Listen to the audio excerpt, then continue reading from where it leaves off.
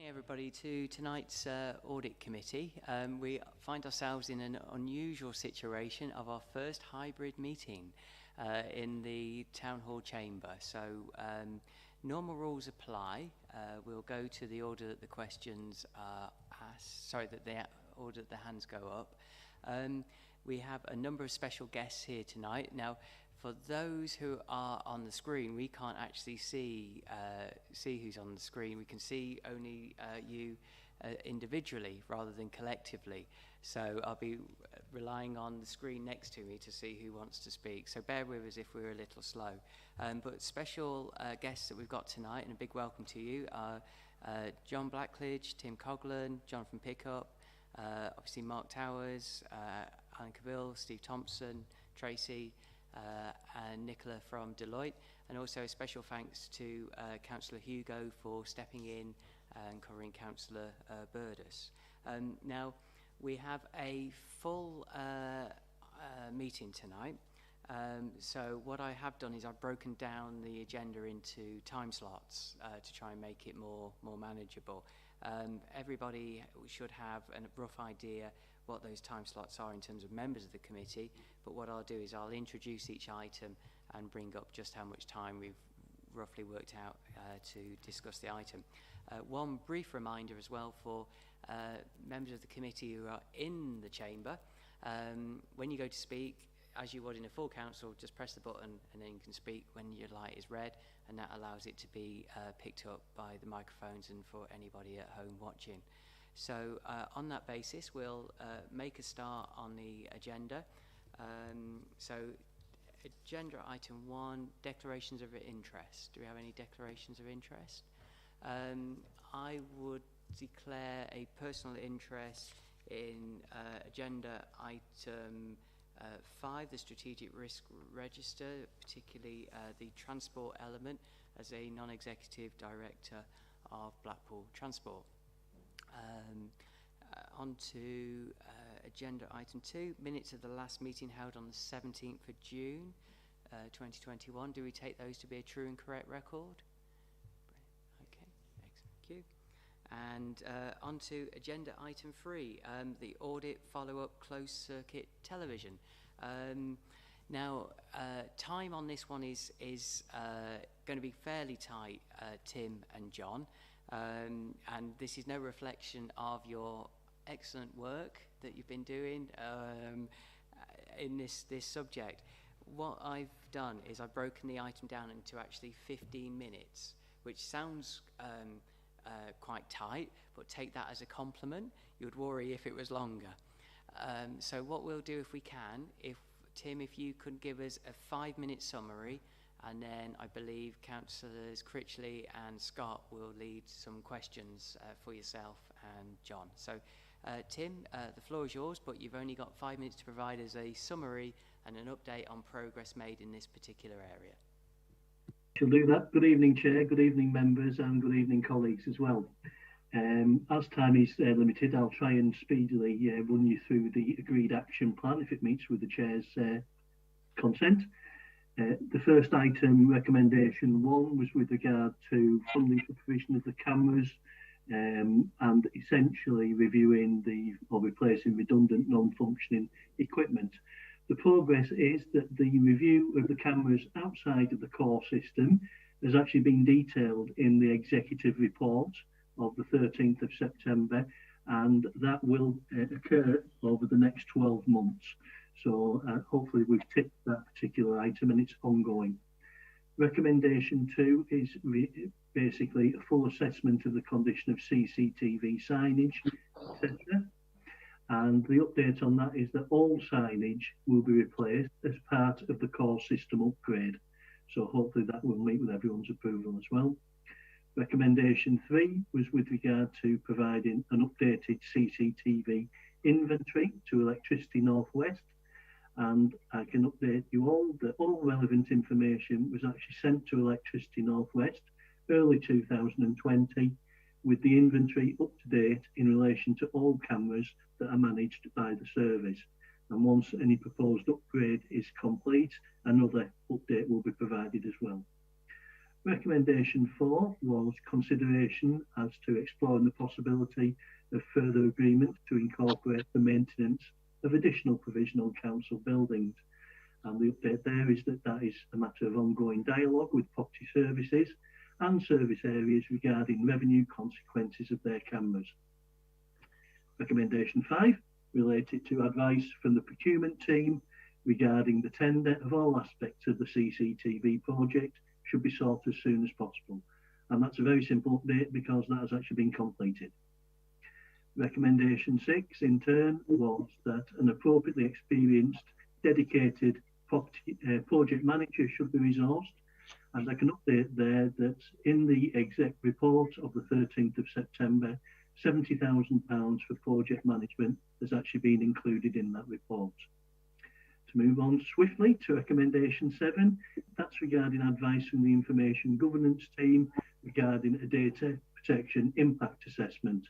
And I can update there that the information governance team have actually been part of the development of the CCTV proposals going forward and have inputted actively into future data protection impact assessments. And finally, recommendation 8 was about the possibility of providing neighbouring local authorities with CCTV provision, and that should be explored, and also potential to provide additional incomes to the CCTV service could be considered. And that item will be taken forward once the new CCTV system and control room is up and operational, and I would be surprised if there wasn't any interest, to be perfectly frank. So that's an update on each of the recommendations. I hope I've met with the timescale, Chair, and I'm more than happy, as I've no doubt John Blackledge is, to receive any questions that you or members have. Proud of you, Tim. That was an excellent summary with a short amount of time, some nice detailed answers. Thank you for that. Do we have any questions? Councillor Critchley. Thank you, Chair. Good evening, Tim. And thank you for that summary. Yes, it was very fast and very good, informative. I just wanted to know, I know you've spent a lot of work behind the scenes, you know, gathering all this information. Unfortunately, I've not seen the executive plan for the CCTV, so I'm not in full, I don't know fully where, do all wards and all ward budgets pay for cameras in the wards? Does every ward have them? Essentially, Councillor, it's been a hodgepodge in the past of certain people contributing, certain people not contributing, and there's been no real strategic overview of provision. What this is doing essentially is centralising the overall control and rationalising the provision, and that's basically on a needs and a risk and threat basis. Okay, just one more. I understand that, and probably, obviously, because I'm sure you've heard about what happened just a couple of days ago in town, that we are going to be concentrating in town. But will we put any in the parks? Will there be, because I know some parks have had a lot of mischief happen to them and things like that, and I suppose I want some reassurance that we'll be able to, manage this project, and we'll have the means to carry on for some sustainability in the future, instead of, because I know it's sort of gone away now, hasn't it? But I suppose them are the reassurances I need, that the funding's out there, we've got the appropriate people in place, we've got the appropriate manpower, but that the cameras really do go in the appropriate places. Thanks for that. Would you like me to come in there, Councillor Critchley? As Tim says, this is upgrading the core system, the town centre, the promenade, and other key areas of Blackpool. Outside of that, there are cameras that have been there historically, as Tim has said. An audit committee picked up that previously ward members had contributed to those, and they're not anymore, and they're not managed by the central system.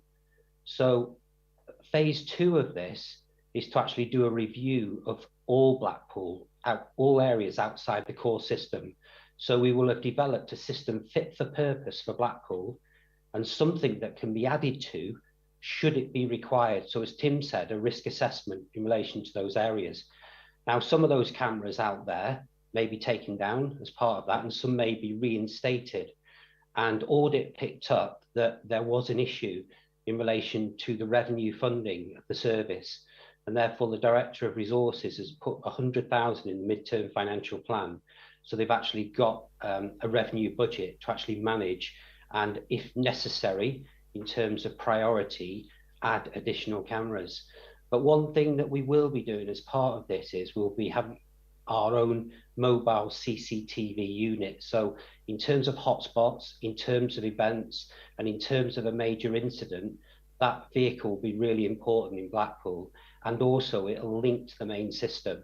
And remember, in relation to this, also we're moving the control room to the town centre, and that will monitor CCTV with the new state-of-the-art equipment, but also be used by the emergency services as well. We don't have an incident control management centre in Blackpool, and in the current world that we're in, that is important with a place like Blackpool, the high level events that we have in the town with the numbers of people. It's important, and that's supported by the police, fire, and also the counter-terrorism advisor for the region, who's fully involved in this process.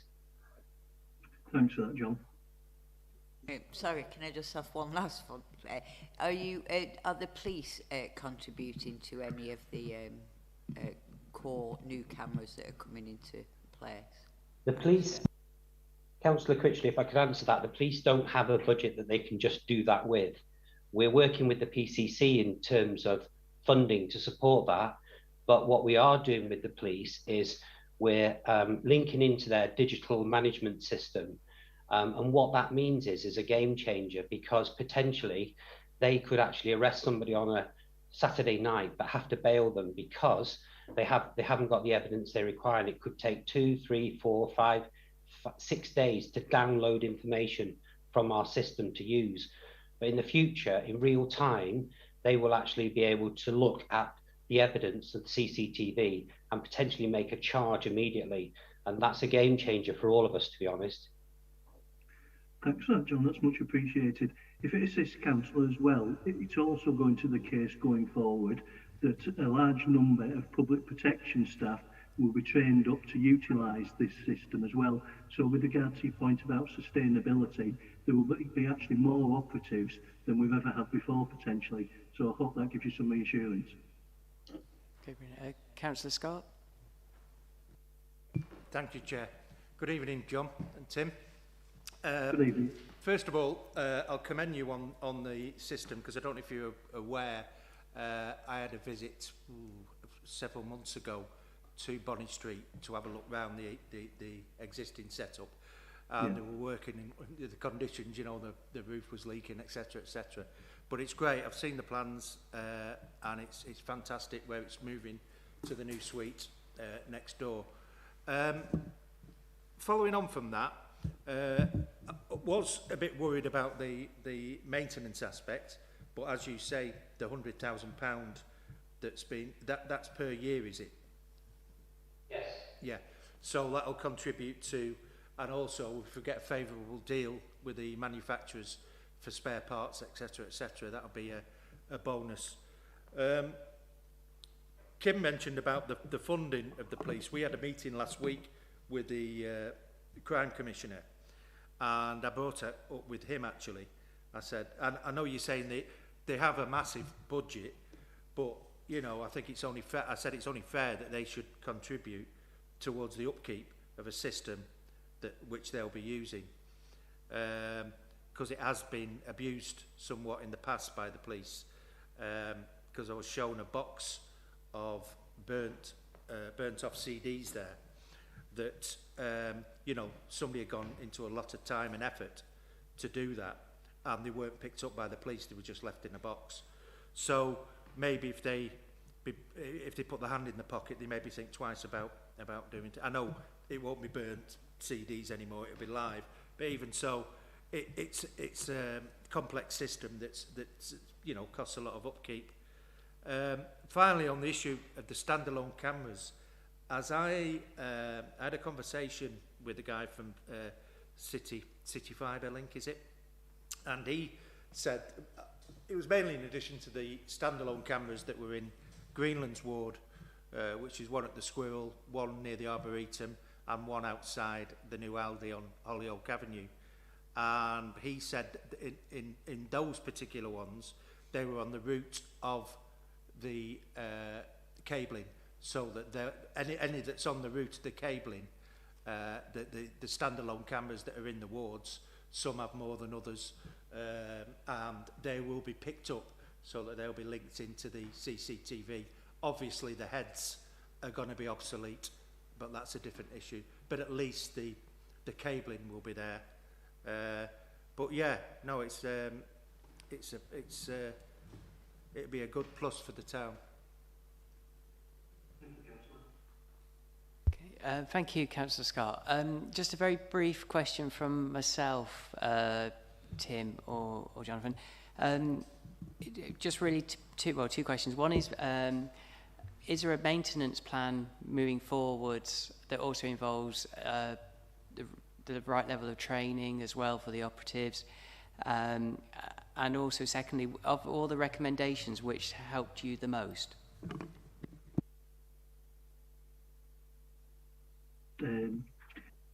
Essentially, all the operatives are going to receive full SIA, Security Industry Authority training. So we'll actually be upskilling the number and the level of the training that the operatives have received. And that will include a sizable number of my officers within my division. And the second question? I guess, you know, potentially the raising of the issue around the revenue consequences for the service has helped enormously in raising the profile of that, and at our corporate leadership team in terms of discussions around that and accepting the need to support the service so that that is in place going forward. Thank you, John. Thank you, Tim. We are, but is it a short question? It was just on the question of maintenance again. I know the team that are based at Body Street at the moment, they're doing a great job with robbing Peter to pay Paul on bits of cameras, and they've got a massive workshop there which is all going to go. Is there going to be a facility for minor repairs in-house? Yes. Yeah. Thank you. Brilliant, thank you. Well, firstly, just want to thank you again, Tim and John, not only for the speed that you've answered the questions and summarised the report, but firstly the way that you've used the audit process as well to proactively engage a service and use that as a basis to build a number of solutions that will both help all of us, both as a council, but ultimately the public of the town. So it's just to thank you on behalf of the audit committee for the work that you've done in this with this service, and we look forward to seeing it continue to progress through the scrutiny system. Tim, I believe you're free to go. Brilliant. Brilliant. Thank you, Tim. Brilliant. John, I believe you're staying. On to agenda item 4, Information Commissioner's Office Data Protection Audit. This is for Jonathan. Time-wise, again, sounds very mercenary, Jonathan, but take it as somewhat of a compliment. I've sort of put together 10 minutes aside for this. So if you could give us a summary, and then we'll go to questions. I believe Jill is going to lead on some of the questions. Jonathan? The report this evening is in relation to an audit that took place in April by the Information Commissioner, who's the regulator for information rights. The 3 scope areas of the audit were governance and accountability, freedom of information, and information security. In terms of the process, it was a 3-day interview process. Each scope area had its own auditor and schedule of interviews. In terms of the inspection prior to that, we had to submit several hundred documents for the ICO to consider prior to the interviews taking place. In terms of the outcome, I'm pleased to report that we achieved the highest assurance rating in all 3 areas. So there's 4 possible ones And at the point of publication, we was the only public sector report that was published to achieve that in 3 areas. So it was definitely a success in my eyes. In terms of recommendations, there were 30 in total. We're gradually working our way through those. Out of the 30 to date, we've completed 22.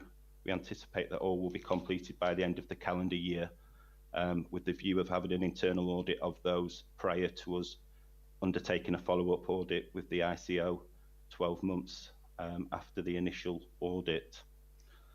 In terms of the recommendations, because there's 30, I won't go through them individually, but I'm happy to take any questions on those. Thank you, Jonathan. That was an excellent summary. Thank you. Jill, would you like to ask Jonathan some questions? Thank you, Chair. Jonathan, I have to say that I do commend you for getting such high results back on this particular audit. I'm sure it was quite a grueling audit and a very thorough audit. Just something about the action plan, actually, because the role of the committee is to actually ensure that there are adequate controls in place to mitigate any identified organisational risks, and specifically to monitor progress in addressing those risk-related issues reported to the committee.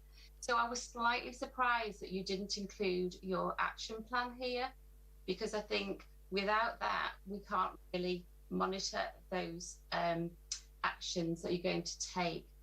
And particularly because with the Information Commissioner's Office, once they've identified a risk, you have to get those risks addressed as soon as possible. The penalties, as you well know, are extremely high.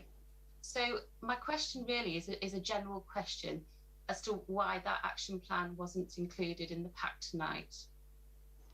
In terms of the full audit report, we was advised by the ICO that they would not disclose that into the public domain to protect the integrity of the audit process. Therefore, it wasn't included in full in the published, but I believe it was circulated by email to committee members to consider. Yeah, it's not the full report, it's your action plan. It's those actions that you are taking to address the issues that were raised. Even if you have to, I understand what you're saying, but even if you have to, you know, sort of word it such that we don't have completely detailed information, but it's really important that we know what those timescales are. We need to know which ones have been completed and which ones haven't. So it's a general comment really that I would expect if any report came here about any audit, that the action plan should be included in the pack. So that's my question. Okay, thank you. I'll take that point on board, and I'm quite happy to circulate the action plan to the committee. I'll leave that for the chair to decide, but I think in future, if we get an audit, we need an action plan, and you know, the councillors and the council have to have sight of that. So thank you for doing that. Thank you, Jill. Thank you, Jill. Do we have any further questions for Jonathan at all? Okay, just one final one from me, Jonathan. Was there any surprises in this audit for yourself? Was any particular surprises? I think a number of the recommendations, there were a lot where we already undertook a specific process, but I was surprised that, you know, of the number that related to simply documenting an existing process that they accept was compliant. But I don't think there's anything in the final report that I disagree with or particularly surprised at. A lot is just documenting existing processes and recording those. Thank you, Jonathan. And just a thank you from myself and the audit committee. I can imagine April 2021 was a very, very busy time. And to carry out this piece of work on top of all the other pieces of work that were being undertaken at the time was quite a strain on your time and others. So it was just to acknowledge your efforts and the success of those efforts on behalf of the Audit Committee. Well done. Thank you, Chair. Brilliant. So like Tim, you are now free to go. Thank you. Okay, so on to agenda item 5, the strategic risk register, unsustainable local economy and increased deprivation. Obviously, this is quite a key area, and we've put to get quite a bit of time aside. We've put around an hour aside for this item. It's broken down into 4 parts: 6A, unsustainable local economy; 6B, poor quality housing; 6C, appropriate transport infrastructure; and 6D, lack of educational attainment. So what we'll do is we'll just work through the 4 of them. But before we do, I believe Jane, Councillor Hugo, apologies, you have a question as regards to the cover sheet. Thank you, Councillor Galley. Yeah, it's a general question, really. On the cover sheets at item number 12, it refers to sustainability, climate change and environmental considerations. And in some cases, similarly with the other point where it refers to, I'll just find it, sorry, the equalities consideration. And certainly under sustainability on this particular item, it says none. And I just wondered if we're perhaps missing something that we could you know, think about that when the reports are being presented and how that might tie in. I might be overthinking it, but it just jumped out at me, so I wondered about that. Thank you. Thank you, Councillor Hugo. Now, this is one of those interesting ones where I'm slightly blind in that I can't see the screen, who's in the electronic room, as it were. So I'm not sure which officer feels it would be appropriate to answer that question, but Mark, is that something that you'd like to take up, or? Maybe Tracy. Tracy, shall we go with Tracy? Thank you, Mark. Tracy, you've been handed the ball. Thank you, Chair.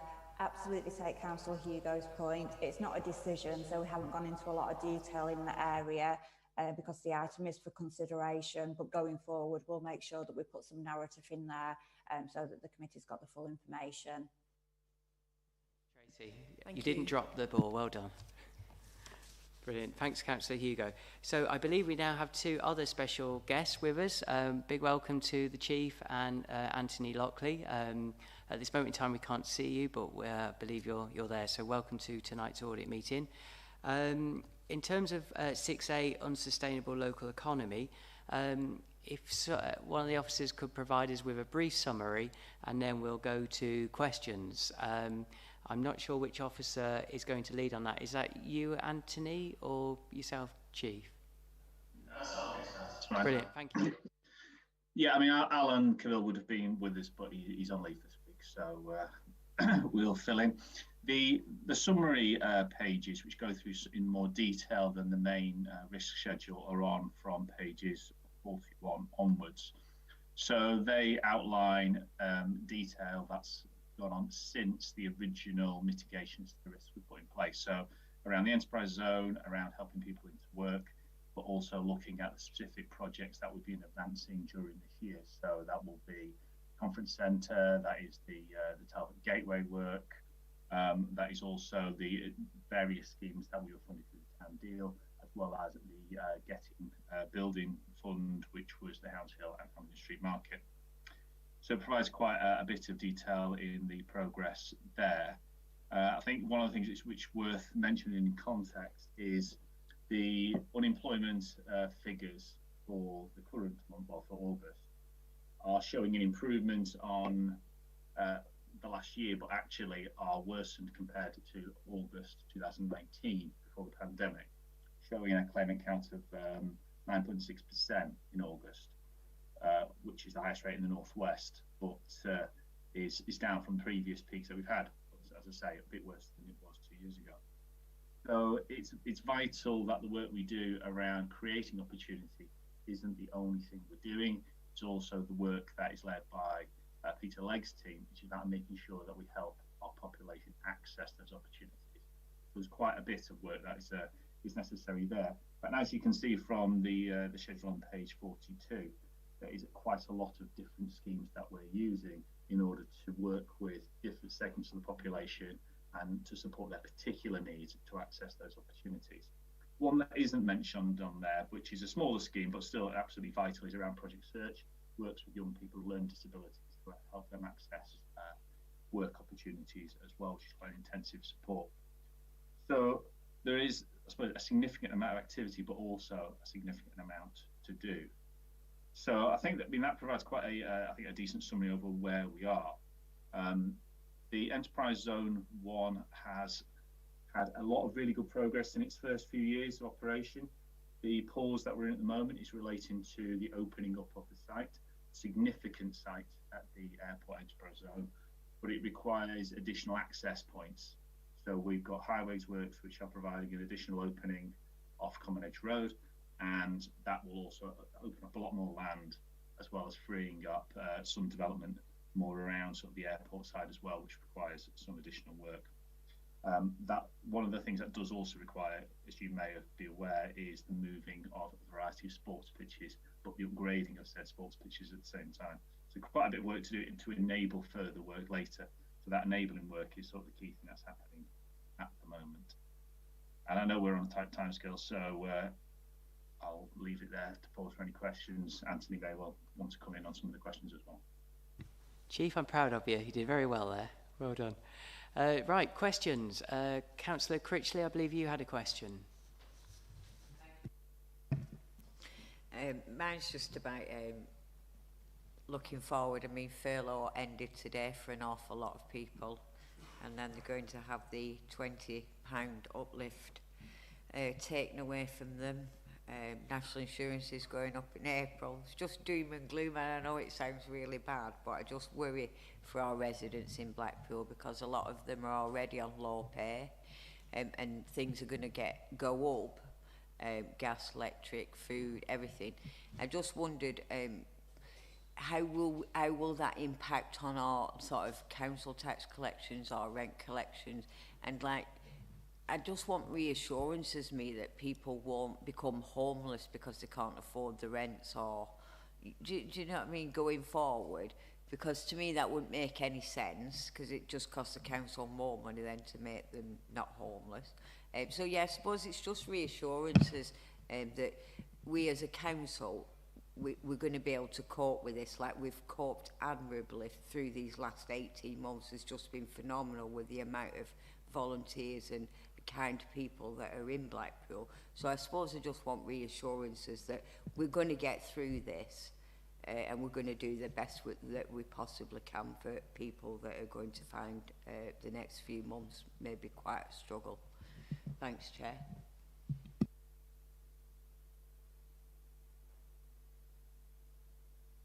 $1,900 people on furlough, of which 1,600 were in the hospitality sector, with another 440 in retail.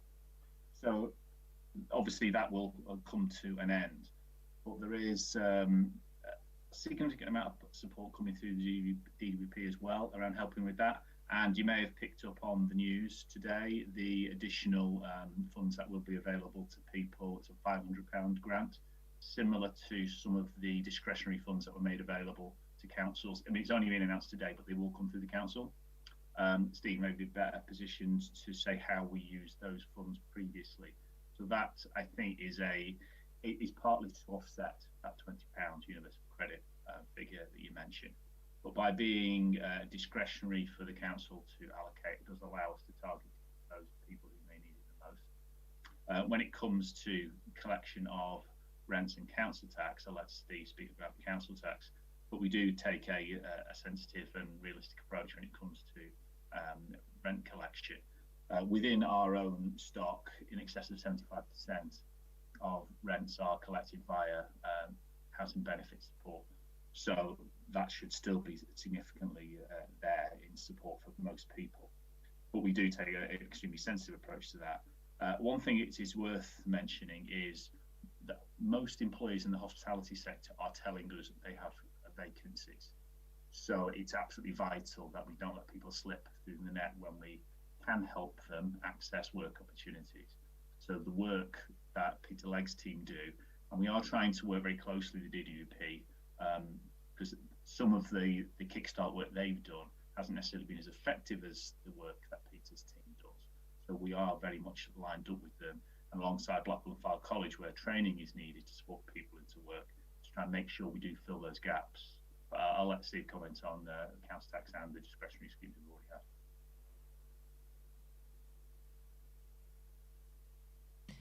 Thank you. If I may then, Chair. Yes, Steve. Portfolio holder Councillor Brooks yesterday on these matters, and certainly the end of furlough and the ending of the £20 top-up on universal credit can really only have an adverse effect on our collection rates for council tax, which, as you know, are a struggle as it stands. As Neil said, 2,900 at the last count were on furlough. We don't know how many of those will continue in jobs, or those jobs end at the end of September, and we're monitoring that situation very closely. The ending of the 20 top-up on universal credit has an estimated impact of some £850,000 compensating effect on council tax reduction scheme. And although the government set aside a provision at the start of the year, that will eat into it considerably. So we will certainly monitoring the next few weeks very closely indeed. And as we are with all our council tax business rate, sundry debt collection. We are refreshing our fair debt policy and also our financial inclusion strategy in parallel with an updated income and debt recovery strategy. We are conscious that these are very challenging times for all our residents. Thank you, Steve. I'm just going to bring in Councillor Hunter, then Councillor Scott. Yes, actually, the point I wanted to raise, but it overlaps a little bit with the point that Councillor Critchley made. Just looking at the risk register, you do make reference to the introduction of the Joseph Rowntree Foundation living wage for council staff and wholly owned companies. First part of that question is this in place for all council staff, and in particular the council wholly owned companies?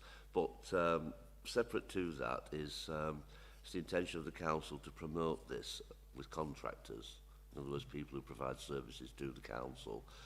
In what way will it be promoted? I mean, will it just be a polite suggestion, which I think will produce very, very little in the way of results, or will there be some sort of leverage to try and bring that about?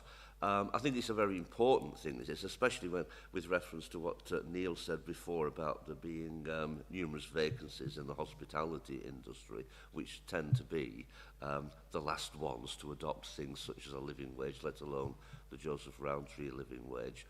The second part of what I just wanted to say overlaps a little bit with Councillor Critchley's point, and that you know, with the ending of furlough and the reduction of £20 to universal credit to millions of people, well, many people in this country, and the possible hike in gas prices and that, our residents are going to experience a lot of hardship.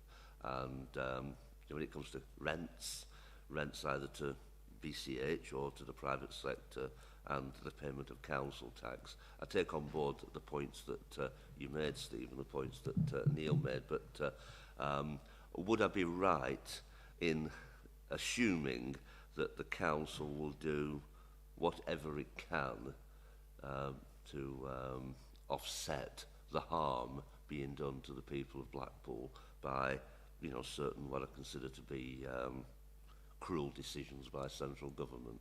Would I be right in assuming that the council will look kindly upon its residents and that it will seek to look after them, for want of a better word, in a way that they're not otherwise going to be looked after? Thank you. Steve, do you want to answer that, or the Chief? Certainly. Yes, it's a matter, of course, and not just during COVID that we apply discretionary housing payments, welfare social fund payments. The new announcement that was made today, the details of which we're still expecting.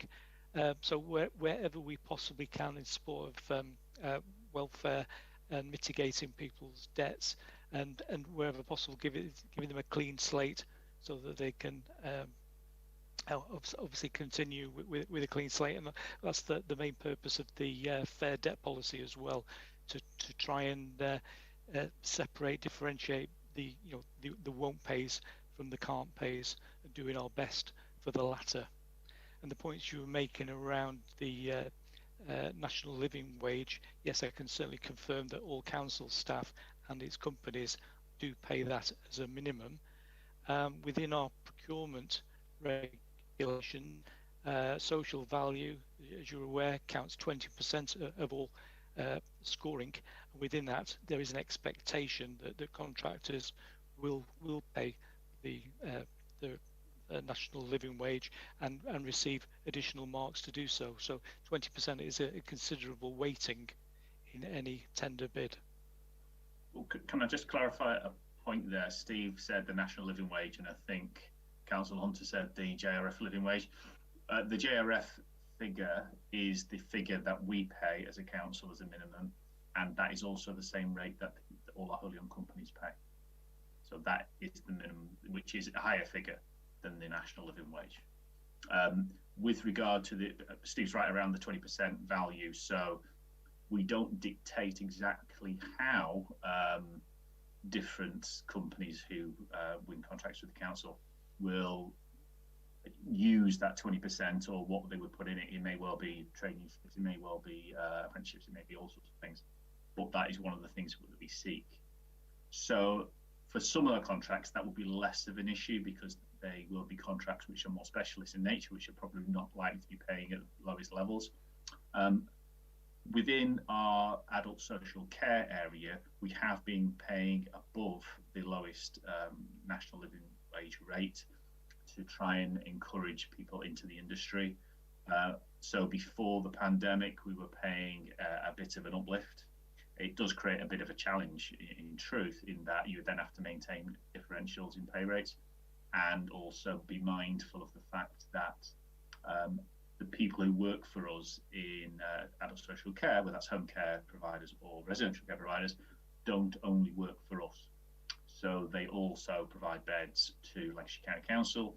They will also provide beds to or home care to other private users as well. So sometimes it can be a challenge working with the providers around doing that. Sometimes we want to do the right thing, but it's not that easy for the providers who have multiple customers to manage that. With only also funding it, if you see what I mean. So we both do put money in, and we use the social value element of contracts to try and make sure that does happen and push the best rates that we can. But we essentially, it's by using the procurement means to do that.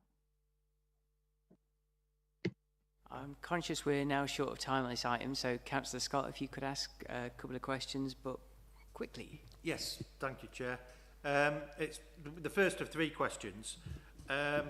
Will the controls that have been put in place help to move Blackpool from a seasonal economy to a 12-month of the year one?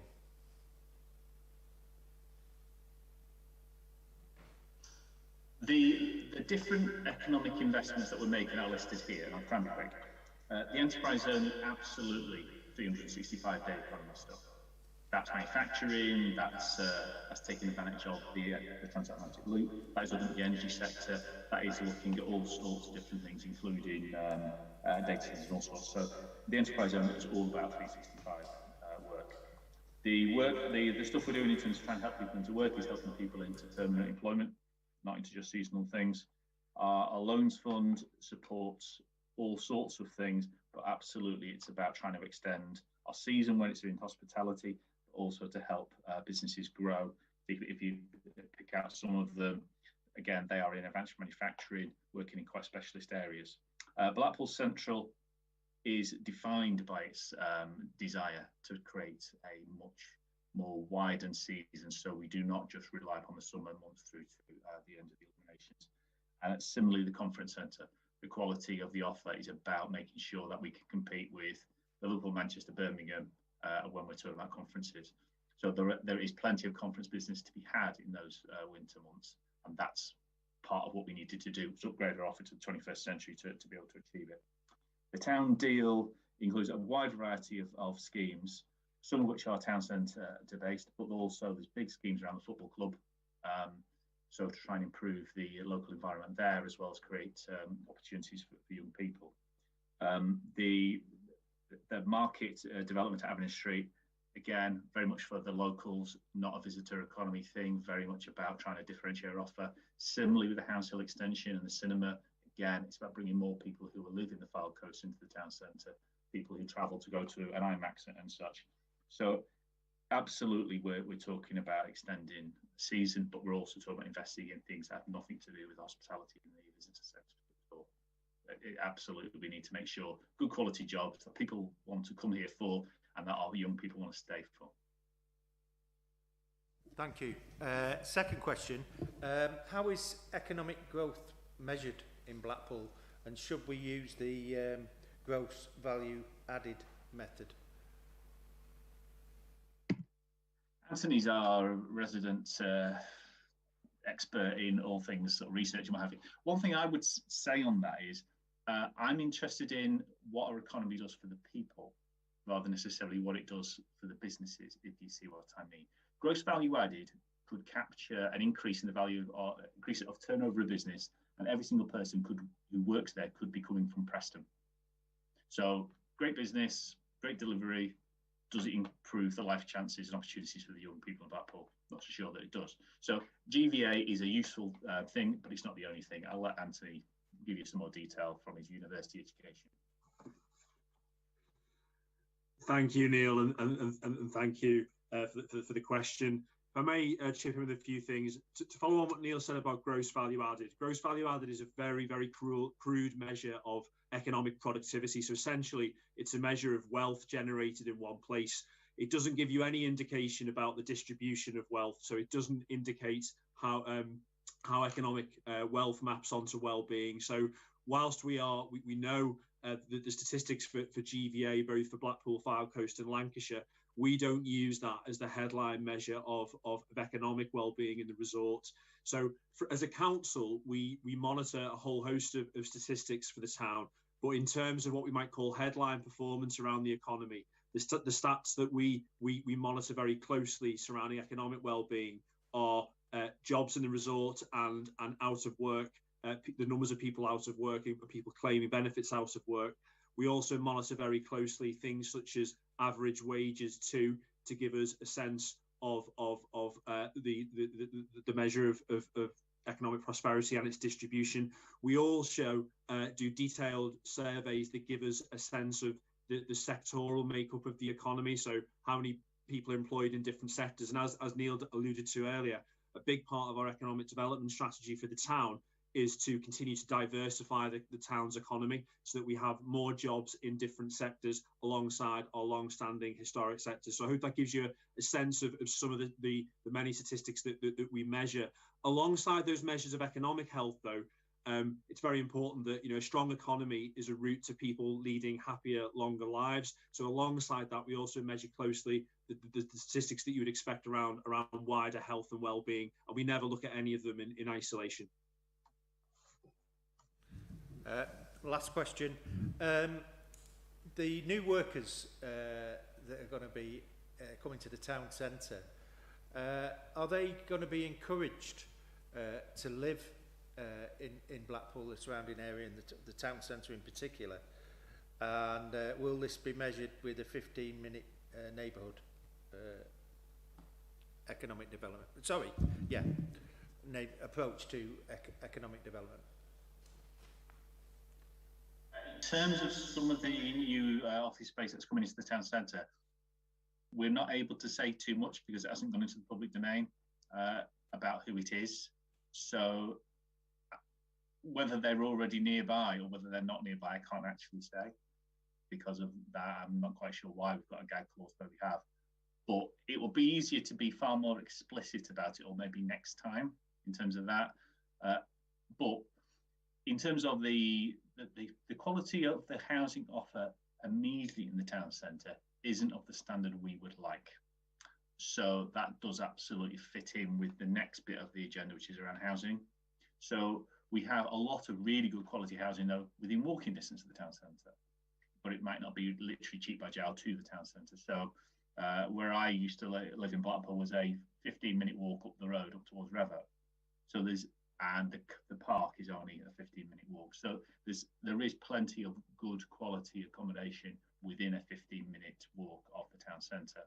And that is one of the things, and the great public transport network, that is the selling point when we are talking to businesses about coming into the town centre, because where a lot of them are based currently, it's car only access. So the public transport access, whether that's the mainline train station or whether that's the tramway extension or whether that's buses, are all centred around where our offices are. Chief, sorry to interrupt you, Chief. You're crossing into all the other risk register items in one go there, which is good. That is what you're describing as an integrated town, and it's every credit to you for doing that. Should we move on, as you just said rightly, onto 6B, the poor quality housing, because it seems a natural place to have that conversation. Which of the officers would like to take us through that? Is that yourself, Chief, or Anthony? Anthony, brilliant. Anthony, if you could be brief, if possible. I hope to prove it is possible, Chair. Quick summary on housing. Housing is one of our crucial public policy challenges. I think we all know that good quality housing transforms lives, so it occupies an awful lot of officer time and member interest and council resource. In summary, from what you have surrounding what we're doing on housing, housing has been a core part of our pandemic response over the last year to 18 months, and it's quite remarkable that in terms of preventing homelessness and ensuring that we do everything we can to keep people safely housed, we've now rehomed over 850 people since March last year, since government gave us the everyone in direction. Actually 850 households, so more than 850 individuals. And I'm pleased to say that we are now approaching something like our normal levels of people and families who are in temporary accommodation. Alongside this effort, despite the pandemic, we've continued to make terrific progress in developing quality new affordable housing through a number of routes as a local authority and through our companies. I'm extremely pleased that as a stockholding authority, we're building again. So the new council homes at Troutbeck, and we've now awarded the contract for the construction of a further 131 council homes at Grange Park. We're also now, and I signed the paperwork on a few last week, starting to directly acquire again property through our housing revenue account to add further to the amount of quality social housing stock that we hold. Through our wholly owned company, My Blackpool Home, we've now created over 500 quality affordable homes out of poor quality private rented property in the very centre of Blackpool, attacking the heart of that extremely challenging issue. And on top of that, I'm really pleased to say that the registered provider subsidiary of My Blackpool Home, Lumen, has now delivered its first scheme, with more in the pipeline through Homes England Affordable Rent programme. At the same time, and after a very protracted process, we now have control again as the freeholder of the site at Vauxhall Village, and are working very closely with Great Places Housing Group to finalise that development. Other issues that really matter, and I'm being very brief, is we must though have policy and regulation change to change the dynamics in Inner Blackpool. We are coming to the end of a supported housing pilot. I'm happy to say more about that if necessary later. And at the same time, we continue to lobby very hard for changes in standards in the private rented sector and how nationally that sector is regulated. And that issue is featured very heavily in Chris Whitty's latest annual report. That's a very, very quick press Chair of a lot of activity. That was an excellent summary. Well done, Anthony. Proud of you. I believe Councillor Hunter, you have a question. Good evening. Yeah, I think it's been partially answered, but does this sub-risk acknowledge the impact of COVID on the local housing market, along with recent price increases? Chair, I have a further question. Anthony, if you want to come back. Thank you, Chair. I'm happy to take the second question if Councillor Hunter would like to, and I'll answer them both together. Sorry, it was only one question. Sorry. All right. Okay. In terms of the impact of COVID, it may not be picked up explicitly within this. However, as Neil alluded to earlier, particularly through our housing companies, we're working extremely closely on the impact potentially on tenants. Certainly, our efforts around redoubling our efforts around homelessness and what have you is picked up, because that's been a major impact of the COVID pandemic. In terms of price rises, the biggest impact that we're likely to experience with that concerns our ability to intervene in a Blackpool. And what I do know from talking with colleagues at my Blackpool home is that the cost of acquiring property and then remodelling it in the inner areas has increased. We hope that we can cope with that in a way that doesn't affect the development programme for my Blackpool home, but it's something we're going to have to keep a very close eye on. The other thing that I'd add to that surrounding price rises is one of the consequences of regeneration is speculative property activity tends to increase, and we are starting to see some evidence of that, particularly in the town centre, as successful schemes are delivered, such as the conference centre, other things that we can't refer to directly at the moment. It is increasing speculative acquisition, and also the way property is changing hands. But at this moment in time, we don't think it's prohibitive. Thank you, Anthony. Councillor Critchley. Thanks, Chair. Just a really quick one. And I hope I'm right on this. I got an email yesterday saying that the white paper's just been published. How will that impact on us then as social landlords? Thank you. Thank you, Councillor Critchley. The white paper surrounding the future regulation of social housing is something that we are already preparing for. So this paper has been, I think, largely prompted by the scandal surrounding cladding of buildings, but also the terrible tragedy at Grenfell. And what government has been clear about is that it's going to stiffen the way that it regulates, in particular, local authority owned or indirectly owned stock. Our measures and controls around that are already very strong, and myself and Vicky Piper, our head of housing, have been part of a number of sessions with the ministry very recently about how they're looking to implement this revised regulatory framework over the next 2 or 3 years. One of the things the government is about to do this winter is to consult on a new raft of measures and standards that it wishes to apply to that regulatory framework.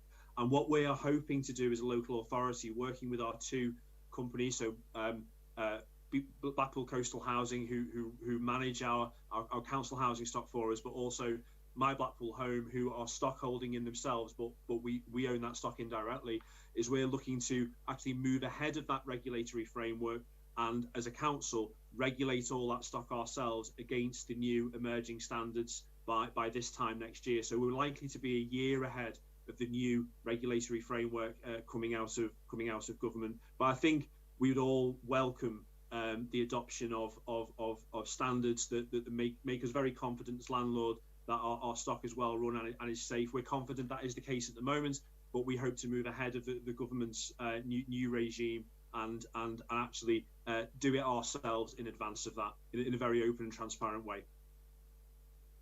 Thank you very much. Much appreciated. Thank you, Councillor Critchley. Councillor Hunter. Yes, actually, it's my second question that I did intimate before. You say here, controls and mitigations, arrangements in place to reduce the risk of homelessness across the town. I don't want to take up too much time, so I won't go into this chapter and verse. Indeed, I couldn't go into it chapter and verse because some of it will be confidential. But I had an inquiry some time ago now from a particular person who told me that within 48 hours they would be homeless because they were sleeping on couches in spare rooms on a day-by-day basis with people they knew. But it couldn't go on. They were in employment, fairly decent employment, but they had nowhere to go. I gave them a certain amount of advice. They got nowhere with it. They could only speak at BCH through an intercom. Ultimately, they were given a telephone number that was never answered. Finally, I demanded that someone speak to this gentleman as a matter of urgency. The first time of asking, he said they would and didn't. The second time, they rang him He was at work, didn't answer it and didn't ring again. When I put a formal complaint in about the overall situation, it was simply a case of defensiveness. In other words, 6 weeks ago, this gentleman told us what was coming up in a few weeks' time, and we gave him this option, that option, that option, and haven't been in touch since. The fact of the matter is, I'm saying that if a resident said to us, Blackpool Council today, within 48 hours, I will be homeless. I'm in employment, but I will be homeless. What have we got in place to mitigate a situation like that, other than a telephone number here? You know, there should be something in place. I don't know where this fellow is now. The last I heard from him was just over a week ago, before I went away to a party conference, and he'd borrowed some money, and he was in a B&B for 2 days. Now, I'm hoping he's not sleeping on the streets, but I have to bring that to the notice of the meeting. Okay, thank you, Councillor Hunter. Obviously, Anthony, it's hard to without going into any details, but if you could provide some kind of summary about the process. Thank you, Councillor. I'm very happy to, outside of this meeting, take further detail and look into that matter personally. Our housing options service successfully deals with thousands of individuals who are either at risk or become homeless each year, and the overwhelming majority are found a solution, and that can take many forms. The Housing Options Service has remained open throughout the last mixture of both telephone, other forms of contact, but also face-to-face through the last 18 months, and will continue to do so.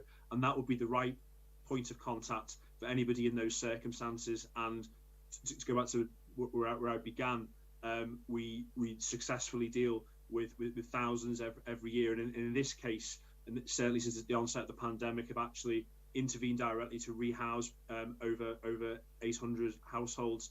The government's advice at the moment continues to be to retain the approach we've had since last March.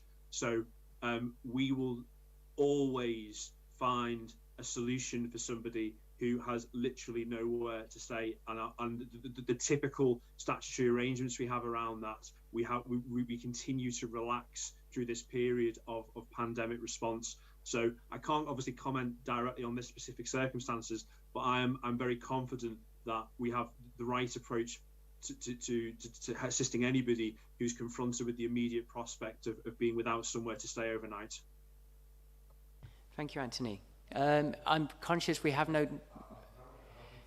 We are very poor on time, Councillor Hunter. Yeah, I'm happy to engage on that, but I would point out, I didn't mention this earlier, he had been through housing options. Now, obviously, something didn't quite go well there, but I will be in touch with you to take this matter forward after speaking to the gentleman.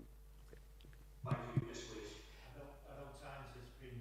It's just a quick one. You mentioned before about the white paper, and you alluded to there's got to be a lot of safety measures put into place, which is an excellent thing.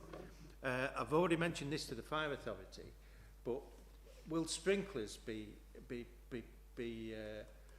on the agenda for putting into new builds, especially, and refurbs?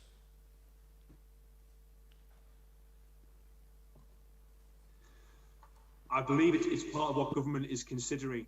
I don't think that's something that will be happening through the provisions of the white paper.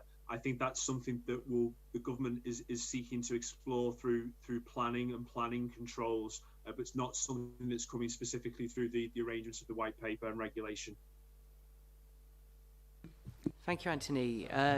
No, you're okay. We just have a big agenda, and we have to be very careful with how many questions we ask, is how much time it takes to ask them. Otherwise, we'll be here till 10 o'clock. Okay, moving on to 6C, appropriate transport infrastructure. John B., do you want to take us briefly through this item? Thanks, Councillor Galley. In terms of the first one there, around the tram extension, obviously work is well underway in relation to that now, and by the end of the year, trams will be being tested on there. In terms of the actual running, that will depend on the testing and also the site itself and where that's up to. But that's progressing well in terms of the work that's being done. In terms of Project Amber, as you know, we're very successful in a challenge fund, 93 million, 33 authorities that benefited from that. We were one of them. If you divide that by 33, that's 2 point something million. We got 4.5 million because of the kind of very innovative approach that's been taken by our highways team. And in terms of that, that's a number of different solutions that are being applied to our network in Blackpool. And that work is well underway. I think we've done about 9 miles of the network up to now, and we're continuing to work on that. And in terms of KPIs, working with DFT on that, because DFT want to use this as learning in terms of sharing good practice. In terms of the enterprise zone, our highways team are working at the moment in terms of appointing designers in relation to that. And that roadway and that infrastructure there will be from Amy Johnson Way down to Common Edge Road, where there'll be a brand new junction at that point, and that's around 4 phases along that roadway. Okay. Brilliant. Thanks, John. Great work. Councillor Critchley, I believe you would like to lead on this item for us. Thanks, Chair. Just 2 from me, John. Do you think our transport network connects to where people are working? Because I've only got one example, but the bus that goes to Peel Park, there's only one a day. It goes there in the morning and it picks up again in the evening time. So if you're on flexi time, there's no bus. It's just a silly thing when there's so many people work there and one bus to connect them to the job. I suppose, and the next one is the bus network. There's no mention of Blackpool South Station in the report. Can you tell us where that is, please, John? Thank you very much. In terms of the transport network, obviously a lot of work goes on continually reviewing routes within Blackpool, and also in terms of how those routes are funded and how they're used. So in terms of that, the areas where there's the most highest take-up are the routes that are used on an ongoing basis. In terms of that, if there are routes that are highlighted that, you know, there is enough people and patronage for them, that's always considered. So I can quite honestly say that that does need to be raised. If there is a thought, there are enough numbers of people to satisfy a route being put in place. But you know, it's a continual basis that routes are actually reviewed in terms of usage. I know you don't want me to keep going on, Chair, but as far as that particular question is concerned around Peel Park, when a lot of staff were moved from Norcross when it closed to Peel Park, an additional set of buses were put on. They were partly subsidised by the DWP and were Blackpool Transport operating them. The reason they didn't continue in the level of frequency they were is because they were not being used. So the DWP stopped subsidising it, partly because not sufficient numbers of their staff were using them. So it may well be that things have shifted since, because I know they've moved more staff there, but that was the reason for that at that time. The subsidy didn't continue beyond the first 3 months, I don't think. Yeah, it'd be nice to maybe see some work done on that then, because I am aware now that the DWP are using the Kickstart scheme to get the young people to work, and I'm getting people coming saying, we need I know the job centre's been very good in giving bus passes out to these young people, but it's just worth another look into maybe now that there are, like I said, more people starting to get back into work. But thank you for that. The South Shore question, please. Potentially a similar argument for the South Shore as well, in terms of usage. Nobody in South Shore uses buses, do they not? No, in terms of it not being included. Or nobody goes there anymore because it's dying. Sorry, Chair. Thank you, John. It might be an opportunity potentially to review the Blackpool South Station opportunity. We're in the report, I guess, is what Councillor Critchley is alluding to, John, for future reference. Brilliant. Councillor Roberts. Thank you, Chair. It's a question for John, just on the new junction onto Common Edge Road from the Enterprise Zone. How satisfied are you that the impact on Common Edge between School Road and Squiresgate Lane, north and south, that the new junction won't adversely impact the already high numbers of traffic travelling on that road? Through impact assessments on that, and we've got consultants involved in that process, and that will all be taken account in terms of the design of the new junction there. So a pretty robust process will be entered into, and one which we will share with you and also share with residents in terms of consultation, and also working closely with Lancashire, of course, because of Division Lane as well. Okay, and just one follow-up question. When will that impact survey and assessment be completed, and when can we expect to have the discussion on that? It's going through at the moment in terms of the consultants and also in terms of designers as well. We would hope that within the next few months that would be the case, and I would say that probably the back end of the year, new year, we'll be in a position to share some of that information and that consultation. We have actually started some of that already, as you know, particularly in Division Lane, and trying to help in relation to some of the issues and allaying some of the fears in terms of you know, potentially what that might look and feel like. Okay, thank you, John. Thank you, Councillor Roberts. Thank you for that, John. I believe you are free to go. I don't think there's anything else on this report for you tonight. So well done, and thank you for your contribution. Okay, thank you. Brilliant. Thank you, John. So on to 6D, lack of educational attainment. I believe, Chief, you're standing in for Vicky tonight. Do you want to briefly take us through this risk? Yeah, Vicky and Assistant Director of Education, Paul Turner, are both at a literacy event at the Winter Gardens as we speak. So they are living exactly what we're talking about in terms of risk. The mitigations and additional works that are listed under page 52 and 53 are where a lot of the work has been going on. One thing, I'll just give you a bit of an update in terms of the GCSEs, which is the first bit. As it says there, no national data is being collated and compared because of the assessment nature of the last two lots of GCSEs. But from the information we do have, it suggests that the gaps have been narrowed between Blackpool's GCSE performance and the rest of the country. But as you may have heard from the Secretary of Education today, is that the assessments are coming back, exams are coming back this year. So it will be hard to judge exactly how that will land. But hopefully the improvement we've seen will have a big impact.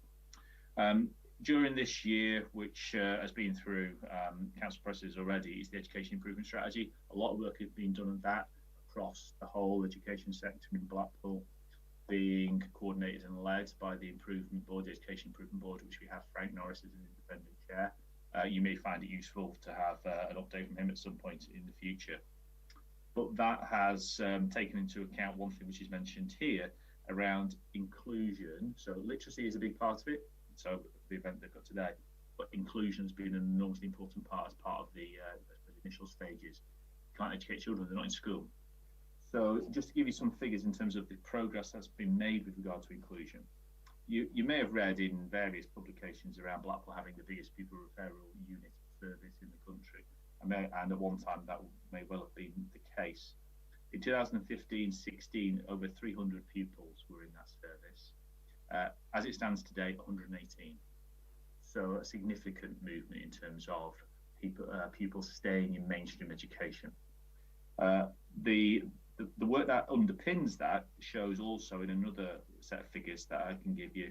Permanent exclusions in 2017 numbered 60. In this year and last, they've been 13. So a big move around keeping children in school, supporting schools to keep those children in school, and supporting families to keep their children in school. So absolutely essential part of what we've been doing. Also mentioned is the literacy strategy has been put in place. One of the things that Blackpool has suffered from in the past is initiative overload. New thing.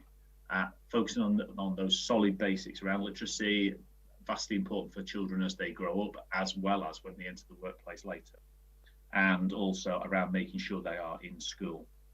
So the overall work in that is having its impact. Getting all our schools, of which all the secondaries are academies, to work together as has been a challenge, but they're working very strongly together now. And exclusion used to be a way of moving a child who you weren't managing well with to another school or to the Pro. Now they hold on and they work together to make sure they provide the best education possible.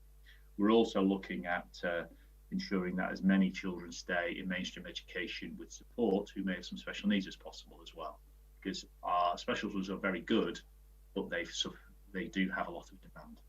So those are the main headlines of where we are at the moment. Thank you, Chief. I believe, Stuart, you would like to lead on the questions for us on this item.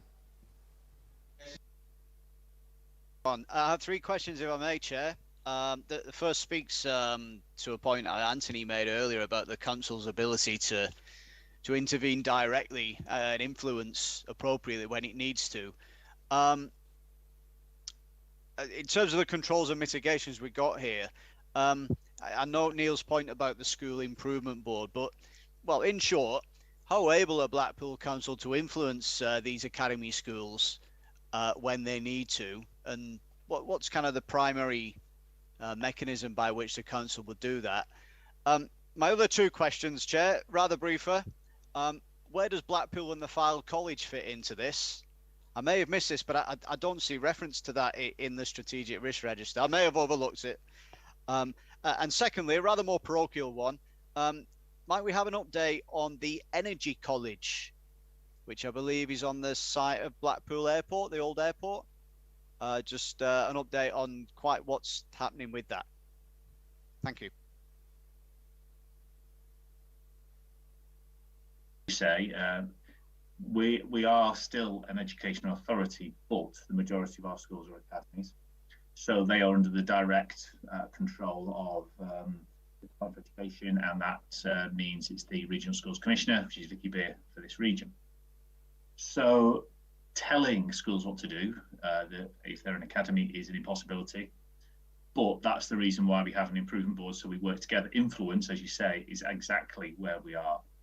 And certainly in the past, we would have had schools who focus very much on being the best that they could be without worrying too much about whether anybody else was any good. And that has shifted, because when they've been exclusive rather than inclusive, they have created problems for each other. So I think we've seen an enormous improvement in collaboration and cooperation between the schools. So Anthony will probably be able to add something in terms of the School Improvement Board, because he's been part of that over the last couple of years. The role we have with regard to ensuring that we do hold the schools to account fits in with the Regional Schools Commissioner. We have regular meetings with her and the sponsors and head teachers of our schools, our academy schools, of which we actually have a whole set next week. So we start the year off with very much a review from last year, because this is the beginning of the year, as well as what's happening next. So an opportunity for us all to get some cards on the table and talk about what needs to happen and where things aren't as good as we like. But we are in regular engagement, particularly Vicky and her Assistant Director of Education, Paul Turner, about working with schools and going into them. In fact, Vicky was at 4 of the schools today with visits. So we are very strongly engaged with them. And our role is in a way to support Vicky and her ability to hold them to account. So if we've got concerns about performance, whether we've got concerns about exclusions, we have concerns about any issue with regard to a school, then we will address it directly with them, but we will also keep the Regional Schools Commissioner informed because she's the one with the big stick, if you will.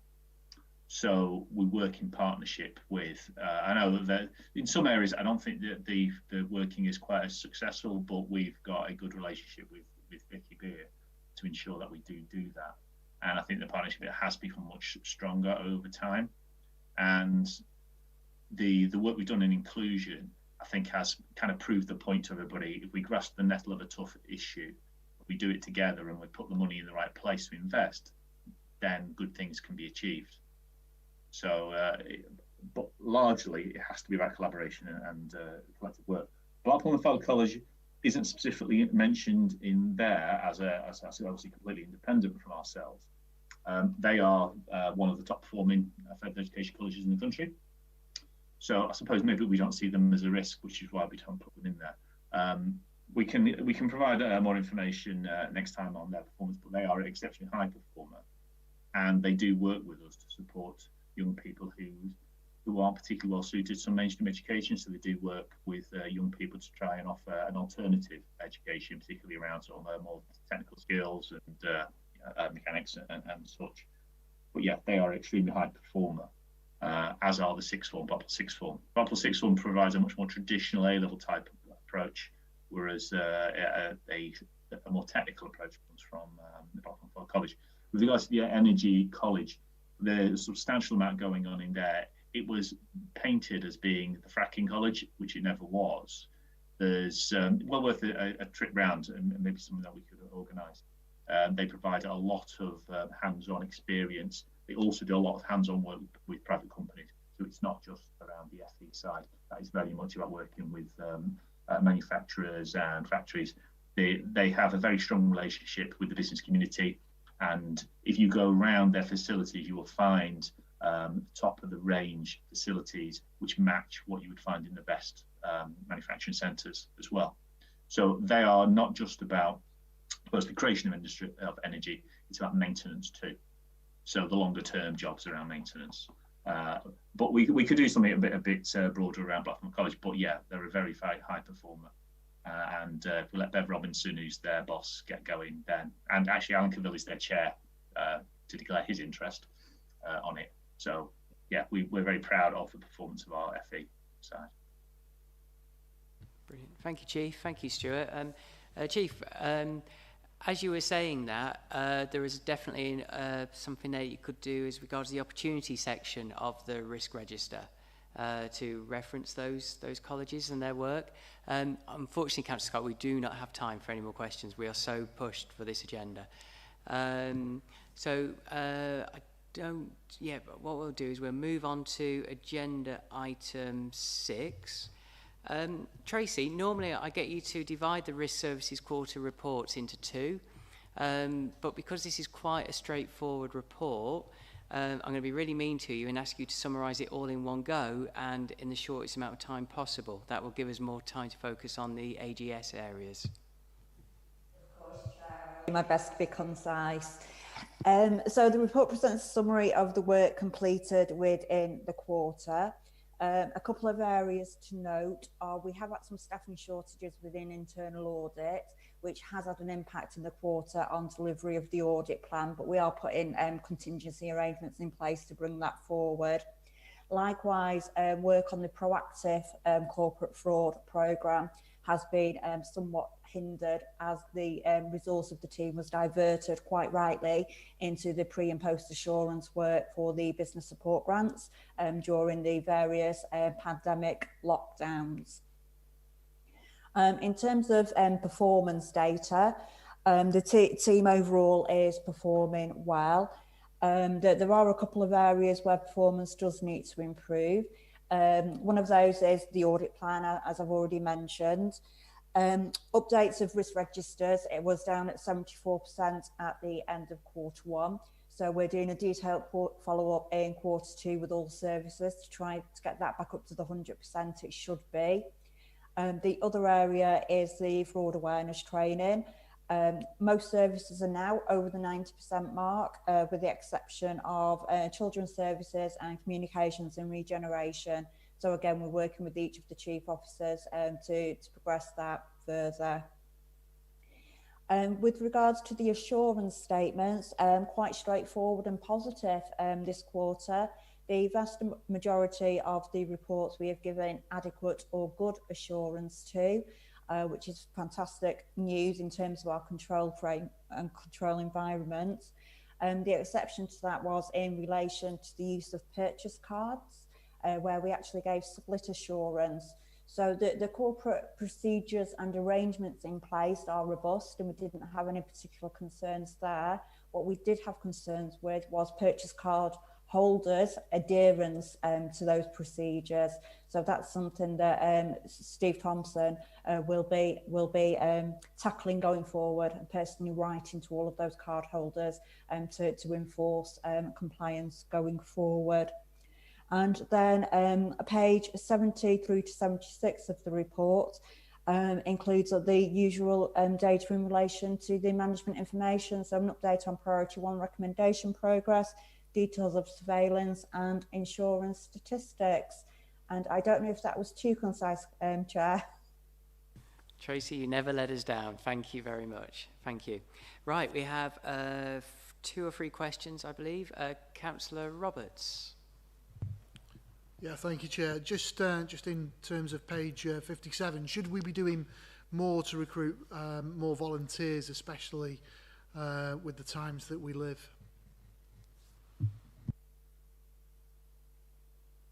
Have a mutual aid agreement in place now with both Lancashire and Blackburn with Darwin for our emergency response volunteers, so that we can call on those areas to help us if we need more. So the number I present in the report does seem very low. That is the Blackpool volunteers, and we continue to try to promote people into those roles if they want the opportunity. But there is additional resource, so I'm looking at the potential of reporting the wider Lancashire figure going forward, and to hopefully give the committee a bit more assurance. Thank you, Tracy. Chair. Councillor Critchley. Hello, Tracy. Just one question for you, and mine's on page 65 about the purchase. Has priority 1 been completed now? Not yet. A letter's currently being drafted, which Steve will be sending out in the very near future. Just quickly, what do you think the time frame on that would be then? What would you expect it to be then, so that we can sort of revisit them and get everything back in place again? Imagine the letter will be issued within no more than one month's time from now. Steve, I don't know if you'd like to comment. Yes, it was done yesterday. The letter's going out to all card holders generically, and then next quarter, for the ones that fall foul of the compliance rules, I will be writing to them individually. And the ultimate sanction is removal of the purchase card. Thanks very much for that. Brilliant. Thanks, Councillor Critchley. Jill, do you want to pick up on anything on this item?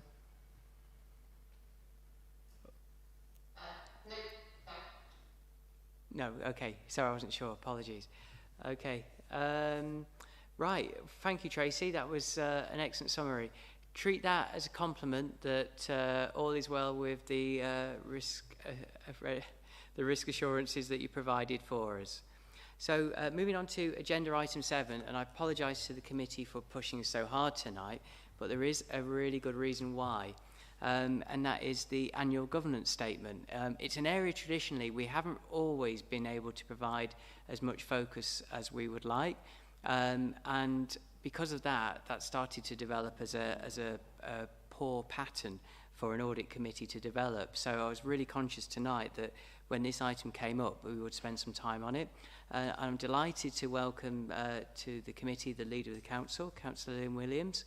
Lovely to see you, Lynn. And obviously we've got Mark, Director of Governance, who's just going to provide us a brief summary. And then what we can do is ask both the Leader and Mark any appropriate questions. So Mark, would you like to just give us a brief summary? Thanks very much. So yeah, as you say, it's the annual governance statement. So just for committee members' background, this sits alongside no one sits alongside the annual accounts in terms of when they're published, which is why it's come to this meeting in terms of the September deadline. So it's a reflective review of the previous financial year in that sense, and it reviews the internal control systems and arrangements and the governance framework that the council has. And the recommendation and the positive news tonight is that we've deemed that to be fit for purpose and putting it to the committee for its agreement. And then the Leader of the Council and Neil, in his role as Chief Executive, will be the ones that sign that document off on behalf of the Council. In terms of getting to that position, what we used was the governance framework that we had as part of the Code of Governance, which actually the Council agreed only last night. But that was in place. 15 of those strands, 15 of the 16 strands were what we had used previously, and we formulated it into the Council's Code of Governance. So we've used that framework, which is emanated from the sit for solace principles of good governance to undertake that review. So we've done that. Myself and Tracy have led on it. We have a good governance group on the officer side that inputs into that and obviously works with the council's directors and the chief exec to undertake that review. And we gather evidence from self-assessment questionnaires and from an elected member workshop covering the regulatory side, the scrutiny side, standards and so forth, which was held last month in that guise. So we gather all that evidence, we come up with a conclusion in that recommendation. What we also do, though, as good practice that we've been doing for a number of years now, is an action plan, and that action plan is sort of focused around added value items or items that we know we have to undertake within that year from a legal or statutory perspective, and that's attached to the governance framework. And that again is reviewed by the audit committee partway through the year. Again, we're planning to bring that back. I think in the item it says in January 2022, and we will report back where we're up to with the action plan at that point, Chair. So that's the background to the AGS, and as you mentioned, myself or Tracy or the leader will assist with questions. And if there's any particular detailed questions on the action plan, then we've perhaps myself or colleagues can answer those within their respective fields of expertise. Thank you, Mark. Thank you. So we'll go to questions. Councillor Hugo. Thank you, Chair. I have two questions. My first one is for the leader, Councillor Lynn Williams, and that's around the pandemic, and the question is how will the annual government statement be used to support some of the new ways of working that have come about because of the pandemic and the challenging world in which we are now living?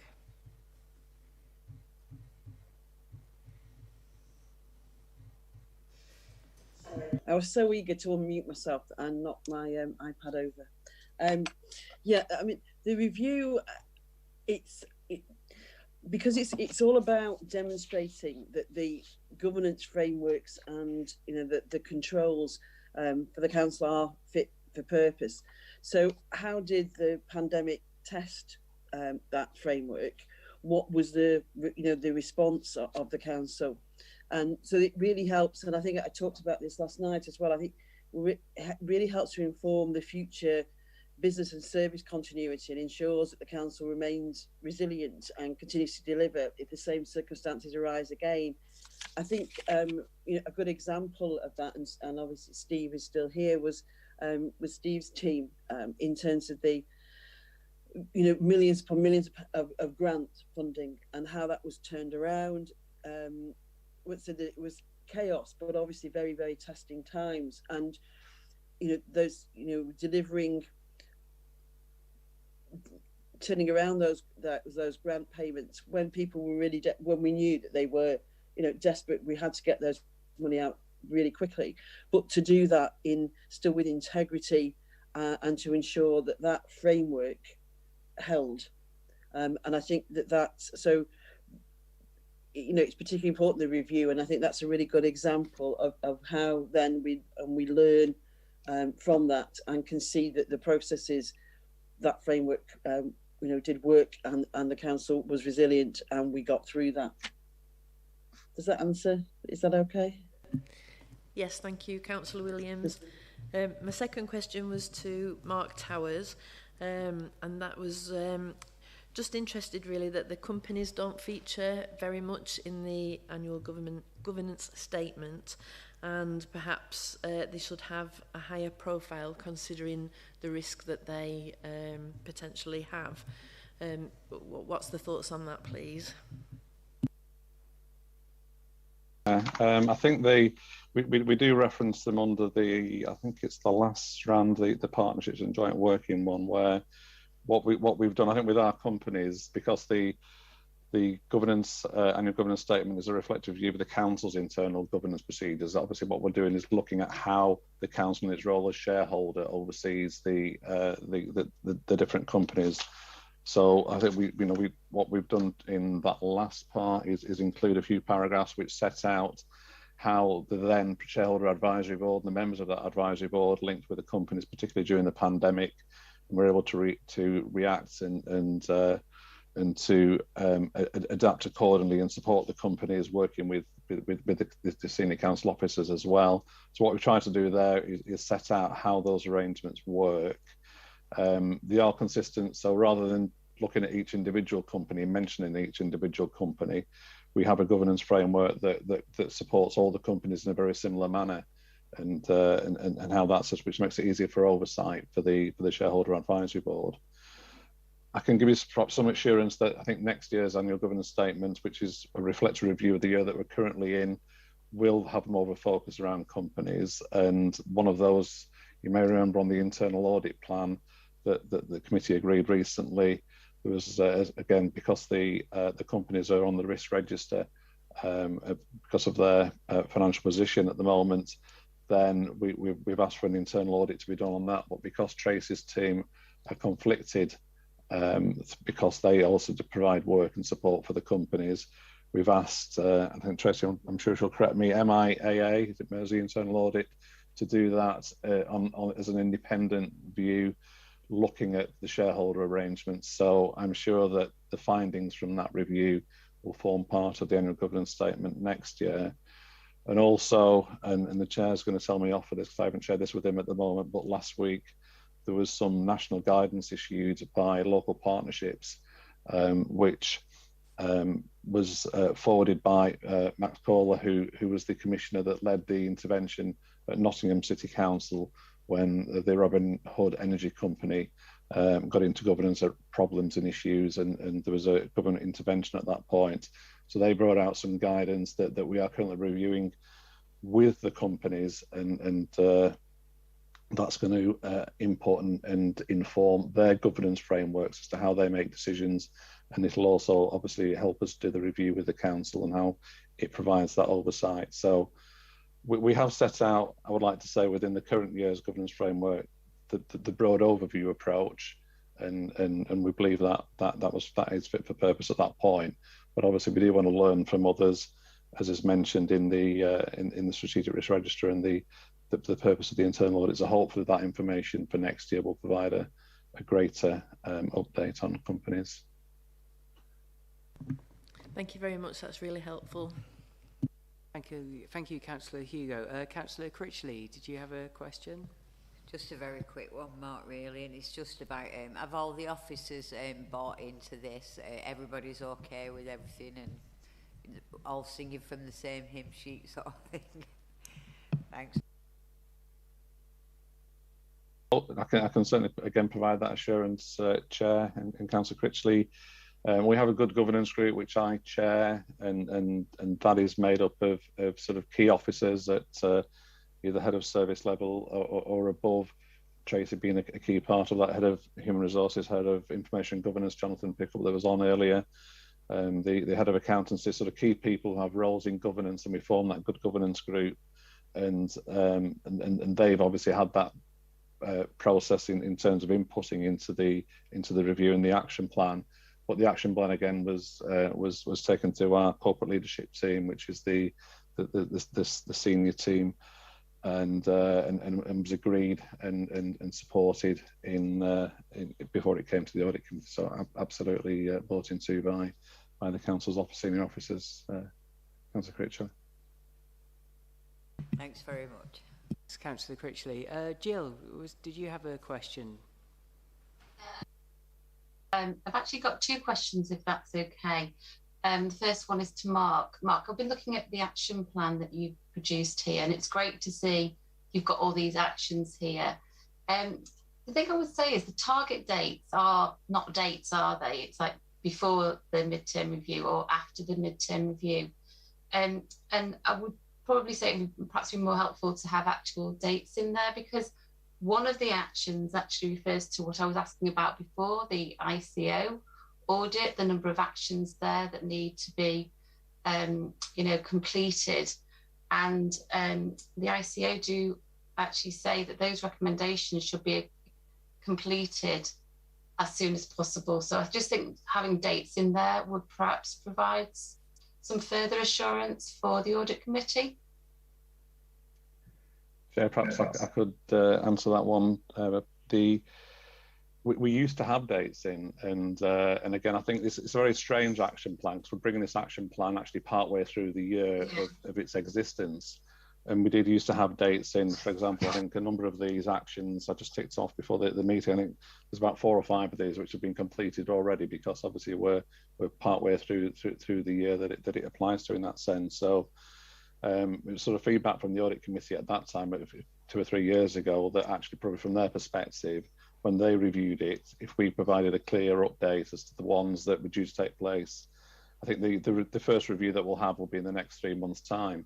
So we moved away from providing specific dates in, and the key review dates being the challenge by the audit committee at its midterm review, where it will just be the action plan and the updates to that'll be brought back, and officers will be here to be answerable for to those. So it is meant to be an overarching element. It's not perhaps areas of, because we've identified the governance framework and the internal control procedures as fit for purpose. These are either more added value or areas like, you say, the ICO action plan that have to be done and are being done perhaps through other mechanisms as well. So we have in the past had dates, but we've moved away from that to give the audit committee a clear focus on the ones that they should have seen completed by the midterm review, and those that they should see completed by the end of year review. Okay, well, that's for the audit committee, Mark. I'll leave you to have that discussion with the 4 members. But may I ask a second question, Chair, if I can? And it goes back to a question that was asked before about new ways of working.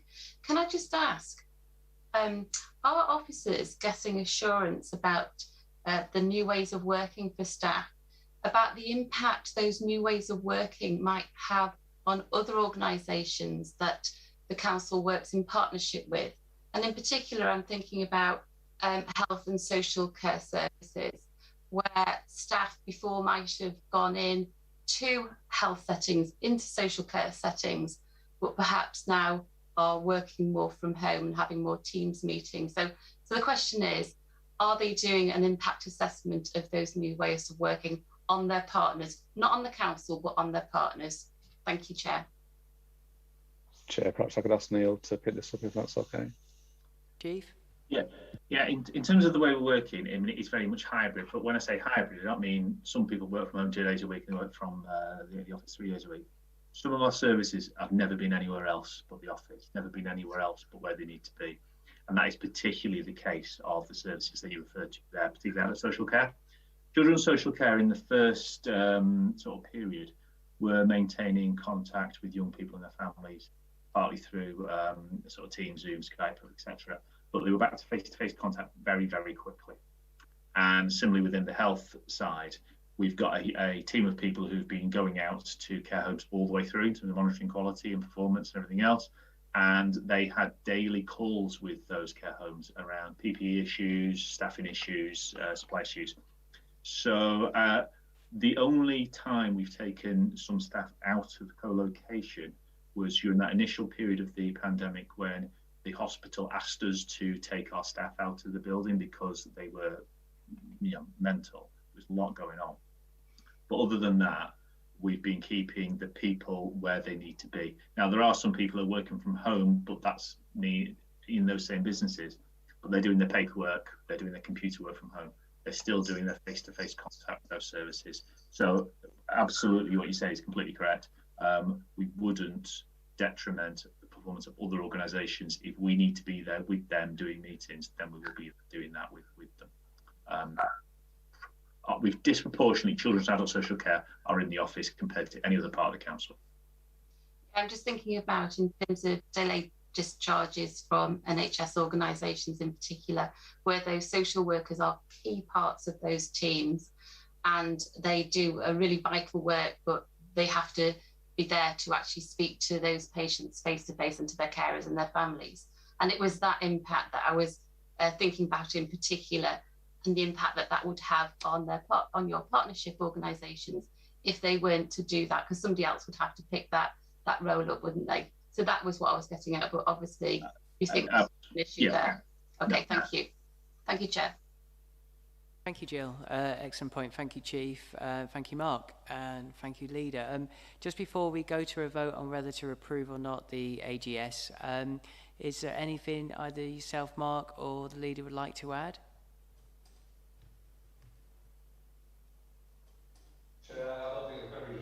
Highlight that again, based on feedback, and we started last year to include evidence of the key areas where we believed that it demonstrated that we did meet the governance framework. So again, we've included the documents within the AGS, and we'll be continuing to review them during this year and add to them for next year's document as well. Thank you, Mark. Thank you. So, committee members, are we minded to approve the AGS for 2020-2021? Brilliant. Thank you. Okay. On to agenda item 8, Deloitte Value for Money Arrangements request list. Steve, if you could be so kind and so brief.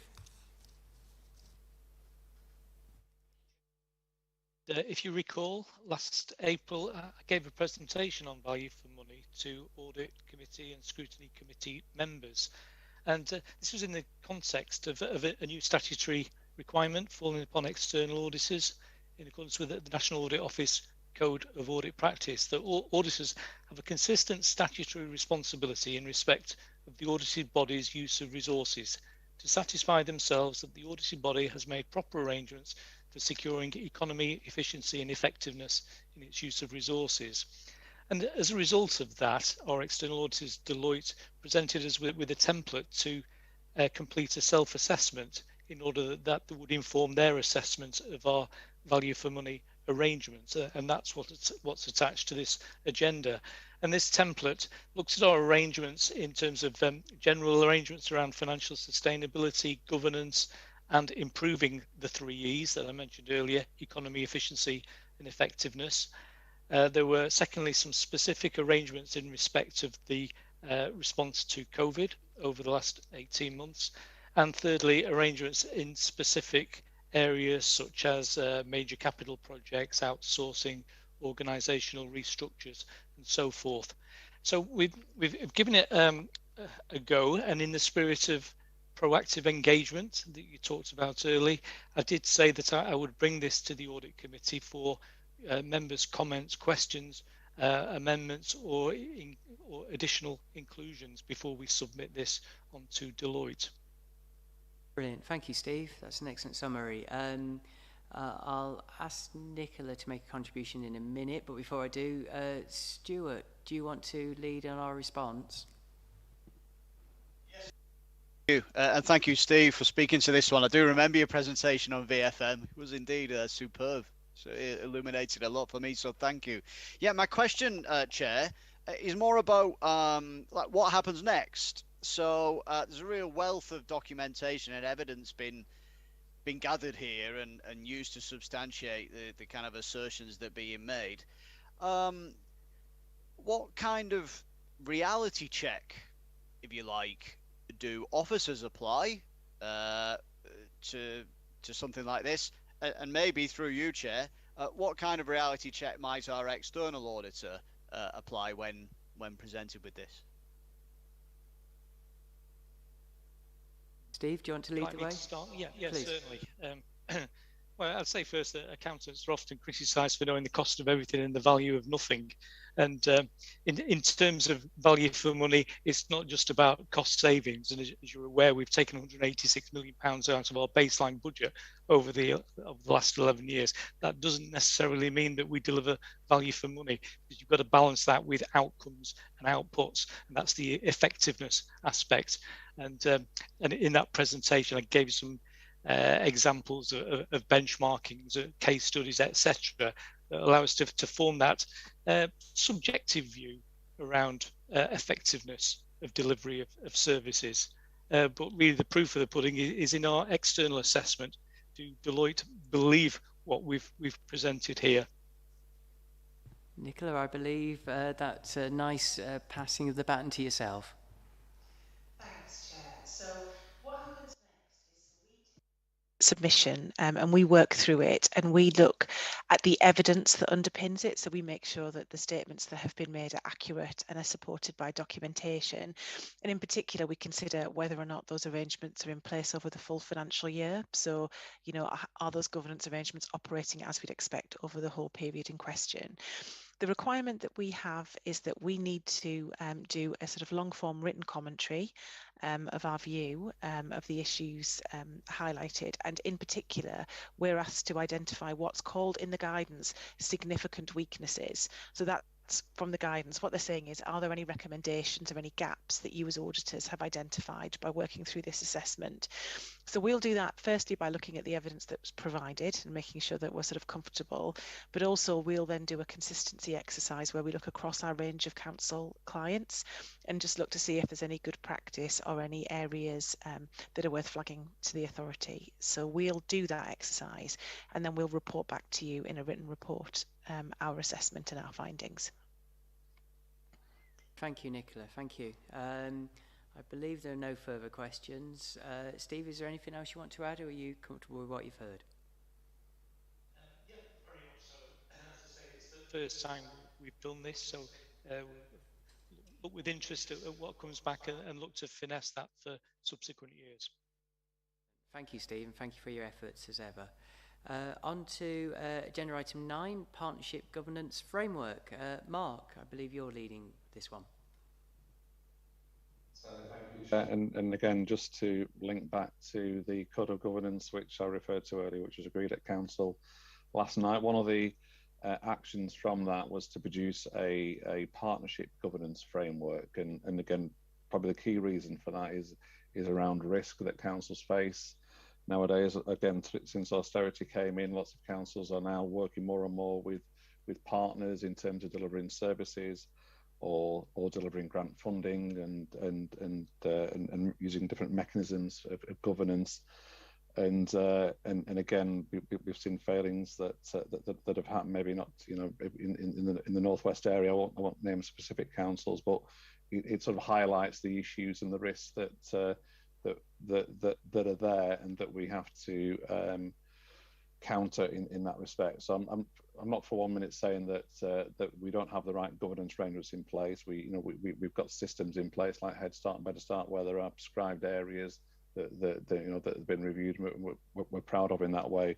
What we're looking at here is a framework that will identify some consistency and good practice for areas that maybe don't have that statutory or that type of oversight, but or could be at risk from the council. So we're suggesting for this framework that there is a financial, in terms of the definition that we have, a financial area and a strategic stroke statutory area in terms of the type of partnerships that would fall into that criteria.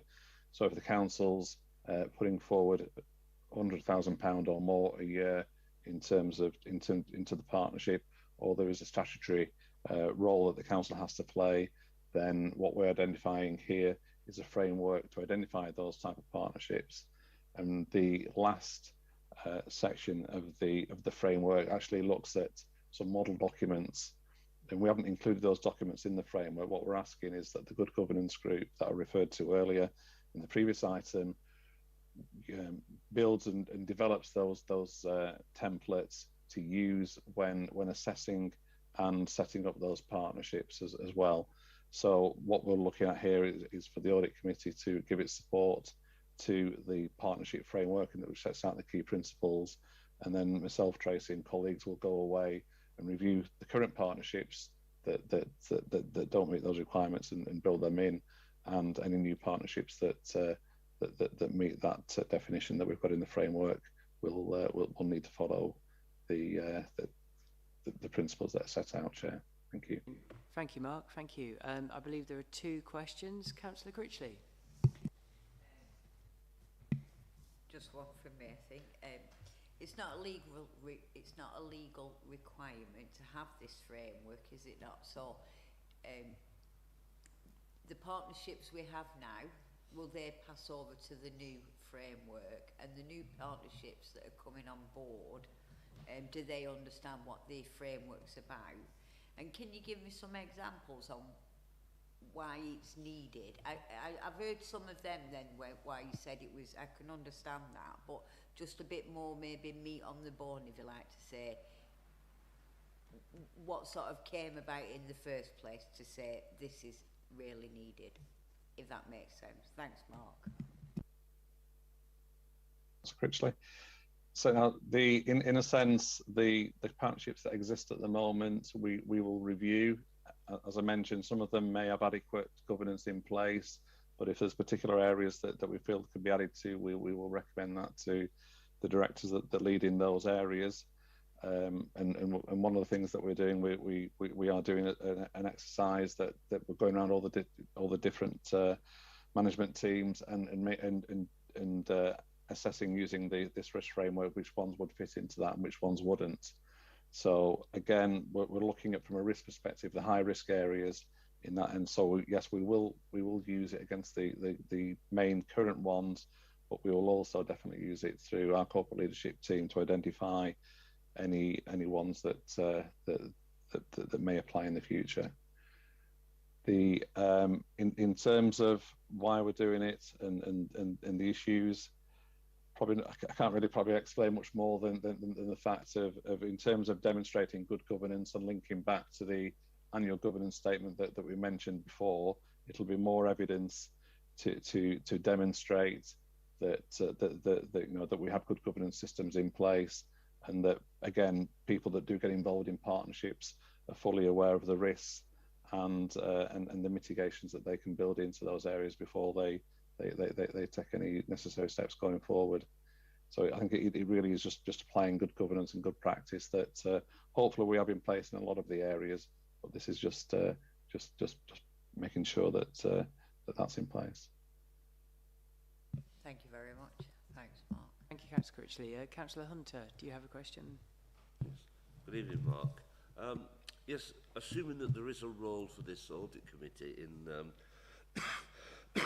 excuse me, in monitoring the effectiveness of this framework, how would you envisage that the audit committee actually did fulfil that function and monitor the effectiveness of it going forward? I think in the partnerships document it mentions there as part of the annual governance statement and the review of the code of governance, but also it could be linked into the internal audit plan that Tracy's team may identify certain partnerships to do a review on and to report back on that review through the audit committee, to a normal audit plan monitoring that she does for the committee. So there are different ways there that the audit committee could have a role to give it that assurance that the register is in place and is being used appropriately. Brilliant. Thank you, Mark. Thank you, Councillor Hunter. So the recommendation is that we've been asked to recommend to Council to adopt the attached partnership governance framework. Are members happy to make that recommendation? Brilliant. Thank you, everyone. Thank you, Mark. Thank you, Leader.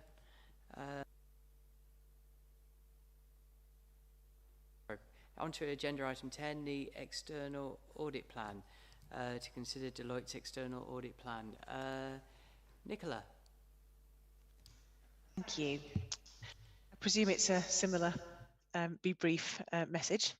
So I'll take the document as read and perhaps just highlight a few points from it, if that's okay. So on page 151 of the pack, we do have the communication and reporting timeline.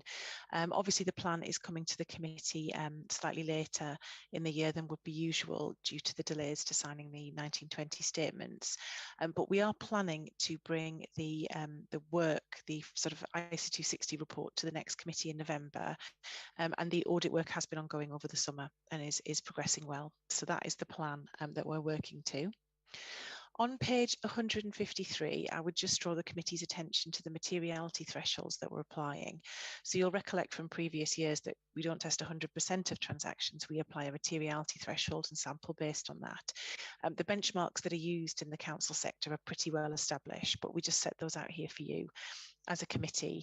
And in particular, we will report to you any unadjusted items over £500,000. So that'll be what we report back to the committee. Then I would just touch on the risks, which start on page 157. So obviously, when we perform our procedures on the financial statements, we look at the financial statements as a whole, but under auditing standards, we identify significant audit risks, so the audit risks that are most likely to give rise to misstatements and where we spend most of our audit effort. So this risk assessment will look similar to previous years.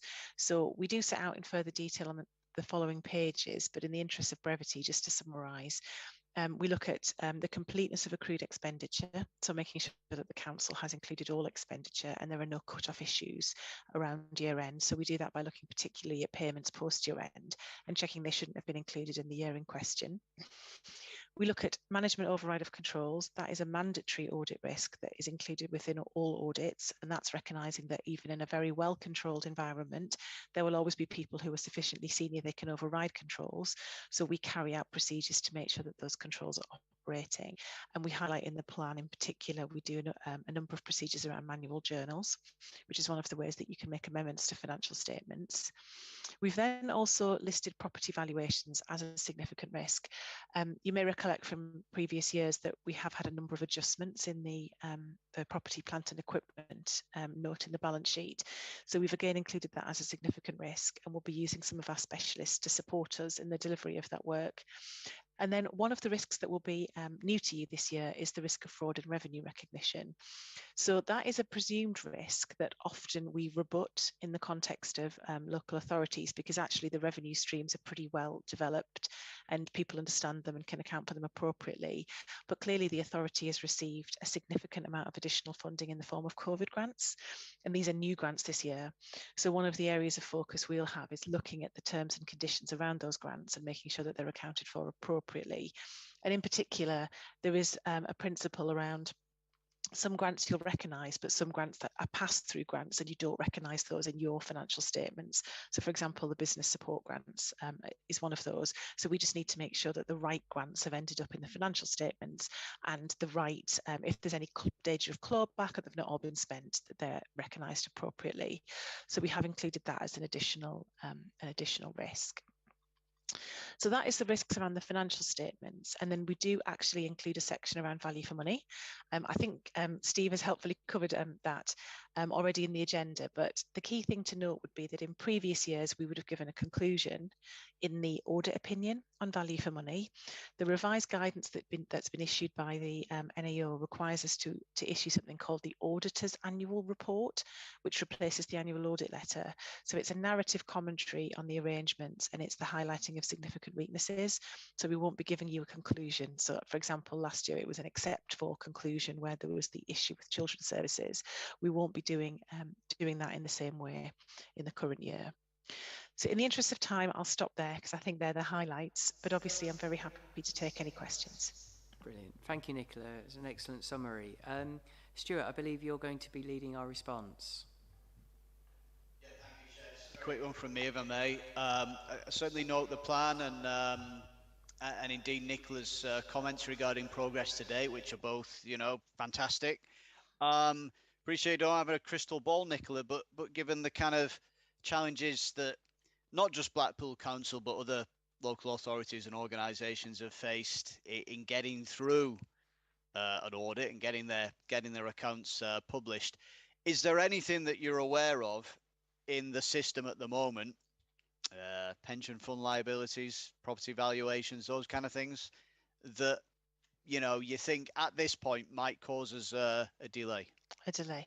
Well, we haven't had, so obviously today is theoretically the date to certify audited accounts, but I'm very conscious from speaking to colleagues across different organisations, so not just Deloitte, the number of organisations won't meet that deadline this year for various different reasons.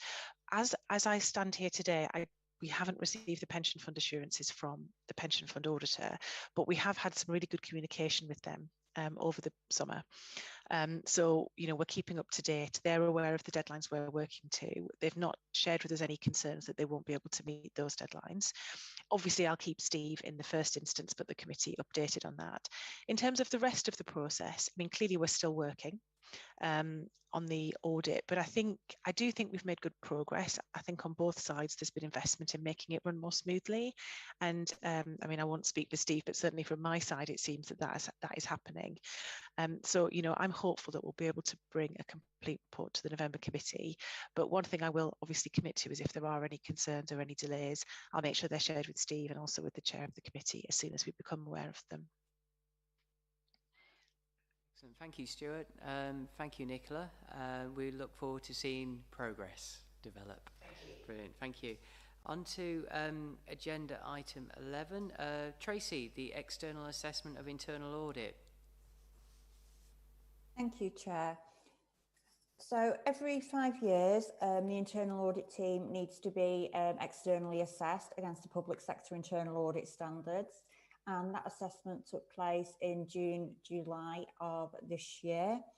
I'm pleased to report that we've been determined as conforming with all elements of the standard, which is fantastic news.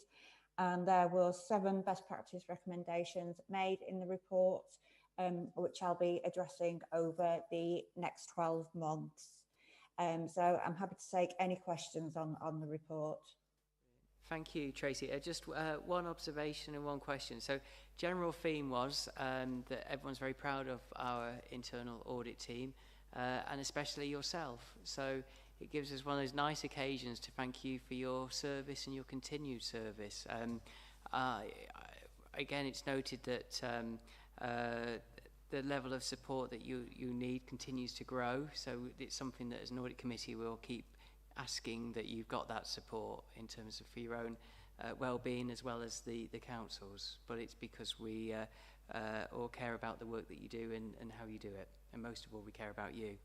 And the only bit that I noticed in terms of my role, page 188, 3.6, it referenced there were 2 recommendations were still to be found to be outstanding, one of which was obtaining formal feedback from the chair of the audit committee. So that's obviously something we'll need to have a conversation about at some point.